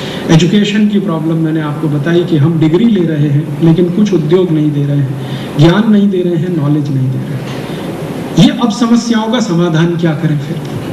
15 मिनट में कह के खत्म करता हूं, फिर उसके बाद क्वेश्चन आंसर। समाधान क्या करें, क्या करें कि ये सब ठीक हो जाए? अब इसमें 2 रास्ते हैं। एक रास्ता तो ये है कि भारत की इस पूरी व्यवस्था को, जो आज भी हमारे ऊपर है, अंग्रेजियत की है, इसको बदलने के लिए कोई बहुत बड़ा रिवॉल्यूशन हो। जैसा गांधी जी कहते थे, 15 अगस्त 1947 को गांधी जी ने कहा कि भारत में अभी आज़ादी आई नहीं है, सिर्फ वोट देने का अधिकार हमें मिला है, इससे आज़ादी का कोई लेना देना नहीं। आज़ादी लाने के लिए अभी आगे संघर्ष करना पड़ेगा। और गांधी जी ने इसके लिए बहुत स्पष्ट कहा था कि आज़ादी लाने के लिए आगे जो संघर्ष करना पड़ेगा, उसके लिए कांग्रेस को डिसॉल्व करना पड़ेगा। ये गांधी जी ने बिल्कुल स्पष्ट कहा था, और उन्होंने मसविदे में लिखा था, अपनी प्रार्थना सभा में बोला था, अखबारों ने छापा भी था इसको। लेकिन गांधी जी की हत्या के बाद ये बात आई गई हो गई। तो गांधी जी ने कहा, और वो सब लोगों ने आज भी स्वीकार किया कि अंग्रेजियत गई है, सॉरी अंग्रेजियत नहीं गई है, अंग्रेज गए हैं, तंत्र वही है, स्वतंत्रता अभी नहीं आई है, अभी भी हम दूसरे तंत्र में रह रहे हैं। मानसिकता भारतीयता की है, तंत्र पूरा अंग्रेजियत का है, अब इसमें कोई तालमेल नहीं बैठता है। इसलिए तो अब एक तो ये विकल्प है जो गांधी जी कहते थे कि कोई बड़े पैमाने पर फिर से दूसरा स्वतंत्रता संग्राम शुरू हो, उसमें कोई लोगों को फिर वही भोग देना पड़े जो गांधी जी ने कभी किया, भगत सिंह ने किया। एक तो वो रास्ता है। या तो एक तरीका दूसरा ये है कि ये भारत के साधारण लोग जिनके ऊपर ये तंत्र बैठा हुआ है, हम इनको इतना ऊंचा उठा दें, इतने ताकतवर बना दें, एक शब्द है एम्पावरमेंट, उनका इकोनॉमिक और पॉलिटिकल एम्पावरमेंट इतना कर दें कि ये खुद से उस तंत्र को पलट दें और अपनी स्वतंत्रता हासिल करें। दो रास्ते हैं। पहला रास्ता कोई बड़ा रिवॉल्यूशन हो भारत में, और दूसरा रास्ता कि ये साधारण लोग जो साधारण गांव में रहते हैं उनको इतना एम्पावर कर दिया जाए कि वो अगले 10 साल, 15 साल, 20 साल या 25 साल में अपनी इस खोई हुई स्वतंत्रता को वापस हासिल कर लें। मैं मानता हूं कि ये दूसरा रास्ता है, वो शायद आसान है, प्रैक्टिकल है, तो मैंने उसी रास्ते पे चलना शुरू किया कि भारत के जो साधारण गांव में रहने वाले हजारों लाखों लोग हैं, इनको किसी तरह से एम्पावर किया जाए, इनके दुख दर्दों को कुछ कम किया जाए, इनको थोड़ा ऊपर उठाया जाए, और इनकी मदद से शायद आने वाले 20 साल में, 25 साल में हम ऐसी बात सोच सकते हैं, कल्पना कर सकते हैं, कोई ताकत खड़ी हो जाए जो इस देश की स्वतंत्रता को हासिल कर ले और तंत्र को बदल दे। भारत का जो ऊपर वाला क्लास है, जो अंग्रेजों का जैसा व्यवहार करता है, सरकार में है या सरकार के साथ में, इस क्लास से बहुत उम्मीद नहीं है कि वो कोई रिवॉल्यूशन करेगा। वो अपनी सुरक्षा के साथ बैठा हुआ है अपने अपने स्थानों पर। तो हम लोगों ने ये जो आज़ादी बचाओ आंदोलन शुरू किया वो इसी दिशा में शुरू किया कि भारत के साधारण नागरिकों को थोड़ा खड़ा कर दिया जाए। तो खड़ा करने के लिए क्या क्या करना, उनकी जो कृषि व्यवस्था है उसमें थोड़ा कुछ सुधार हो सकता है क्या, इस विषय में थोड़ा मैंने रिसर्च किया, अभ्यास किया, तो थोड़ा रास्ता उसमें दिखाई देता है। कृषि व्यवस्था में क्या सुधार हो सकता है। आज जो हमारे किसान या खेडूत काम करते हैं उनकी सबसे बड़ी समस्या है कि खेती का लागत खर्च बढ़ रहा है और उनको जो मार्केट में प्राइस मिलना चाहिए वो नहीं मिल रहा। कॉस्ट ऑफ प्रोडक्शन तो बढ़ रहा है लेकिन मार्केट में जो कीमत मिलनी चाहिए, दाम नहीं मिल रहे हैं, तो वो सुसाइड कर रहे हैं। भारत के किसान कितने बड़े पैमाने पर सुसाइड करते हैं वो आप जानते हैं। तो हमने इसको रिवर्स करने की कोशिश की कि कॉस्ट ऑफ प्रोडक्शन खेती का कम हो सके, इसके लिए कुछ कर सकते हैं क्या। तो हमने कुछ एक्सपेरिमेंट किए और उसमें हम सफल हुए। हमने हिंदुस्तान के 60,000 हेक्टेयर जमीन पर कॉस्ट ऑफ प्रोडक्शन 90% कम करा लिया। 90% कम करा लिया।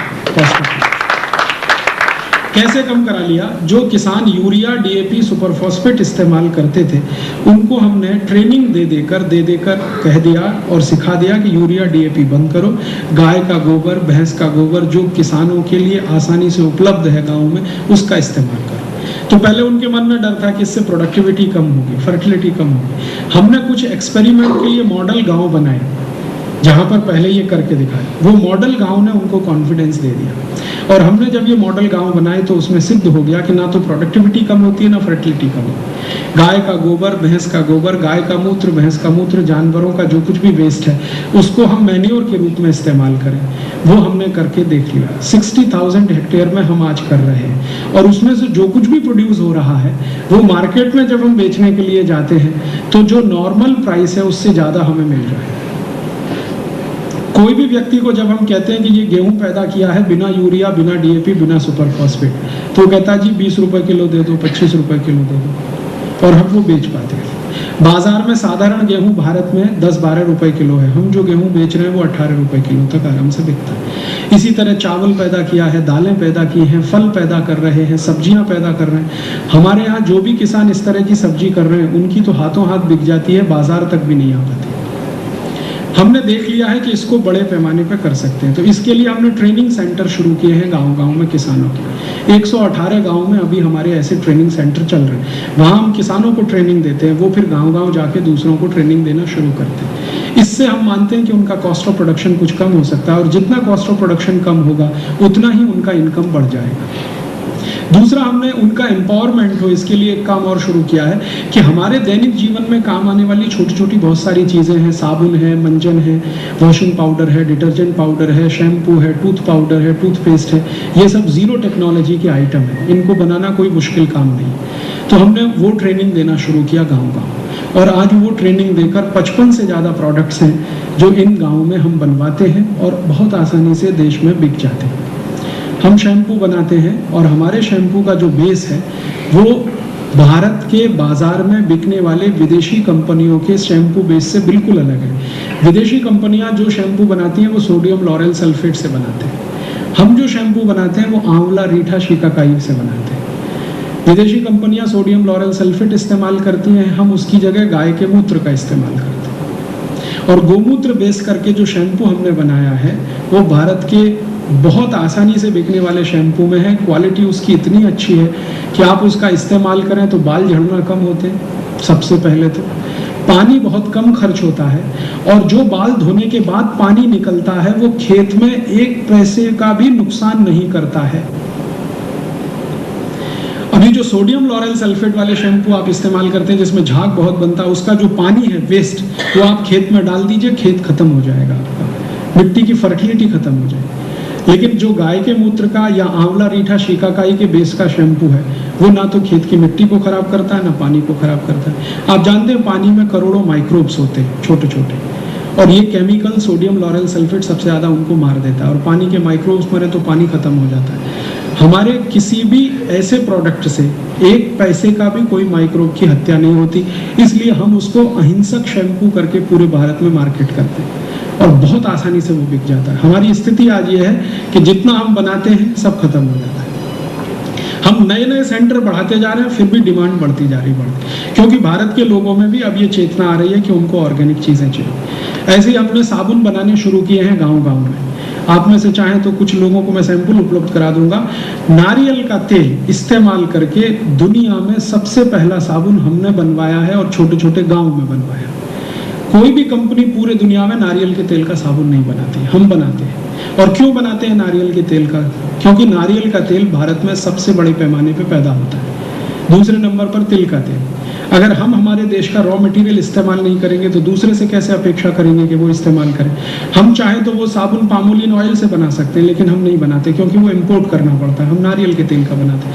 नारियल के तेल का साबुन हम 85% TFM का बनाते हैं, और वो साबुन भारत में बड़े आराम से 15 रुपए का 150 ग्राम बिक जाता है, जबकि उसी क्वालिटी का विदेशी कंपनी का साबुन 45 रुपए का 100 ग्राम मिलता है, डव, जिसमें वो पामोलिन ऑयल इस्तेमाल करते हैं, नारियल तेल भी कभी नहीं डालते। तो ऐसे छोटे छोटे सामान हमने वॉशिंग पाउडर अभी डेवलप किया है, और वो वॉशिंग पाउडर में हम चैलेंज करते हैं दुनिया की हर कंपनी को। हमने टेस्ट भी करा लिए सभी लेबोरेटरी में कि हमारे वॉशिंग पाउडर से धुले हुए कपड़े का पानी आप खेत में कहीं भी डाल दो और उस मिट्टी को फिर चेक करा लो, उस मिट्टी में 1% भी गिरावट नहीं आएगी। क्यों? हम किसी भी शैम्पू में केमिकल्स इस्तेमाल सबसे कम कर रहे हैं, फिर भी शैम्पू बना रहे हैं, और शैम्पू इस क्वालिटी का है कि आप वॉशिंग मशीन में भी इस्तेमाल करें। और ऐसे ऐसे छोटे छोटे कई प्रोडक्ट्स हमने डेवलप किए हैं। विदेशी कंपनियां जो एरियल नाम का वॉशिंग पाउडर 180 रुपए किलो, हमारा जो वॉशिंग पाउडर है इस क्वालिटी का जो मैं आपसे कह रहा हूँ वो 35 से 40 रुपए किलो। ऐसे ही हमने ग्लिसरीन का जो साबुन आता है ना, पियर्स 20 रुपए का, वो साबुन हमने डेवलप किया है मात्र 6.5-7 रुपए का। हम मॉस्किटो रेपेलेंट बनाते हैं गोमूत्र से, और गोमूत्र के मॉस्किटो रेपेलेंट के बारे में जितने भी हिंदुस्तान में टॉक्सिकोलॉजिकल रिसर्च इंस्टीट्यूट है सबको हमने भेज के दिखाया। उन्होंने कहा इससे ज़्यादा सेफ मॉस्किटो रेपेलेंट हो नहीं सकता। और गाय के गोबर से हमने मच्छर अगरबत्ती बनाई है। वो एक कछुआ छाप मच्छर अगरबत्ती आपने देखा, वो तो एल्ड्रिन से बनती है। एल्ड्रिन दुनिया का सबसे खतरनाक जहर है, लेकिन हमने गाय के गोबर से मच्छर अगरबत्ती बनाई है, धूप बत्ती बनाई है, अगरबत्ती बनाई है। गाय के गोबर से हम ऐसे 35 प्रोडक्ट बनाते हैं। गोमूत्र से औषधियाँ बनाते हैं। एक हमने आई ड्रॉप बनाया है गाय के मूत्र से, वो कैटरेक्ट रिमूव कर देता है बिना किसी ऑपरेशन के। कैटरेक्ट का दुनिया में एक ही ट्रीटमेंट है, ऑपरेशन। हम गोमूत्र से एक बनाया है, वो आप इस्तेमाल करें तो 3 महीने के बाद आपको ज़रूरत नहीं पड़े ऑपरेशन की। और गवर्नमेंट ऑफ इंडिया ने हमको मेडिसिन के रूप में उसकी मान्यता दे दी। थोड़ा हमें उनसे झगड़ा करना पड़ा क्योंकि गवर्नमेंट ऑफ इंडिया गोमूत्र को मेडिसिन मानने को तैयार नहीं थी, लेकिन गवर्नमेंट ऑफ इंडिया को कन्विंस कराने के लिए हमें अमेरिकन पेटेंट का सहारा लेना पड़ा, क्योंकि अमेरिका ने 2002 में गाय मूत्र को पेटेंट ले लिया था। तब गवर्नमेंट ऑफ इंडिया कन्विंस हुई कि हाँ ये मेडिसिन है। तो इस तरह की कुछ कोशिश हमने की, और इस पूरी कोशिश में ध्यान हमने ये रखा है कि ऐसी चीज़ों का इस्तेमाल करें जो गांव में आसानी से उपलब्ध है। हर एक गांव में ये छोटे छोटे स्तर पे हमने ये 118 गाँव में शुरू किया है। कल्पना है कि कोई दिन 200 गाँव में हो, 500 में हो, 1000 में हो, 2000 में हो। जैसे जैसे बढ़ता जाएगा वैसे वैसे ये ताकत बढ़ेगी, और यही ताकत एक दिन भारत को हो सकता है दूसरी आज़ादी की लड़ाई लड़ने के लिए क्षमता पैदा करेगी, और ये लोग लड़कर अपनी स्वतंत्रता हासिल कर लेंगे। क्योंकि एक बार इनका आर्थिक स्थिति अच्छी हो गई तो वो राजनीतिक ताकत तो अपने आप ले लेंगे, क्योंकि आर्थिक शक्ति में से ही राजनीतिक शक्ति निकलती है, और राजनीतिक शक्ति निकलने के बाद फिर संस्कृति और सभ्यता की रक्षा भी हो सकती है। जब तक आर्थिक रूप से वो कमजोर है तब तक आप उनसे कुछ अपेक्षा नहीं करते। और चलते चलते एक आखिरी बात कि इन्हीं गांवों को स्वावलंबी बनाने के लिए हमने गांधी जी जैसा एक्सपेरिमेंट शुरू किया है। गांव गांव में हम चरखे देते हैं, वो चरखा चलाते हैं, उसमें से सूत निकलता है।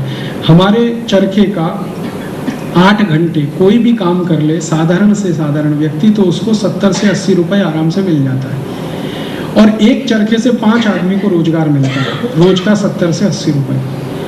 ऐसे कुछ हजार चरखे हम भारत में चलवा रहे हैं 118 गाँव में। हमारी कोशिश है कि इनकी संख्या बढ़ती जाए। उसमें से बनाया हुआ सूत, उससे खादी हम बनाते हैं, वो खादी भारत में कई स्थानों पर उपलब्ध है। मैं यहाँ लाया हूँ सैंपल के रूप में, वो आप चाहेंगे तो पीछे देख सकते हैं। और हमने 167 खादी की डिजाइनें डेवलप की हैं, हाथ से बनाई हुई, हाथ से काती हुई। और उसमें जो कलर हम इस्तेमाल करते हैं वो बाहर से नहीं डालते, नेचुरल कलर का कॉटन हमने डेवलप किया है और ऑर्गेनिक कलर्स इस्तेमाल किए हैं। तो ऐसी कुछ कोशिश हम थोड़े थोड़े स्तर पे कर रहे हैं। यही कोशिश अगर बहुत बड़े पैमाने पर हो जाए, हम भारत के कुछ स्थानों पे कर रहे हैं, आप जैसे लोगों के मन में अगर ये बात बैठ जाए और आपकी मदद से ये और स्थानों पर हो जाए, ये मल्टीप्लिकेशन होता चला जाए, तो थोड़े दिन में ये एक बहुत बड़ा कैंपेन हो सकता है। जैसा आज़ादी लाने के लिए ये कैंपेन चला था, वैसे ये कैंपेन आज़ादी बचाने के लिए चल सकता है। और शायद इस कैंपेन की ताकत से हम भारत को स्वावलंबी स्वयंपूर्ण देश बना सकते हैं और वो गौरव फिर हासिल करवा सकते हैं जो भूतकाल में था। भूतकाल में अगर था तो भविष्य में भी हो सकता है, अगर वर्तमान उसका ठीक कर सके तो। इस विश्वास के साथ आपका आभार, बहुत धन्यवाद।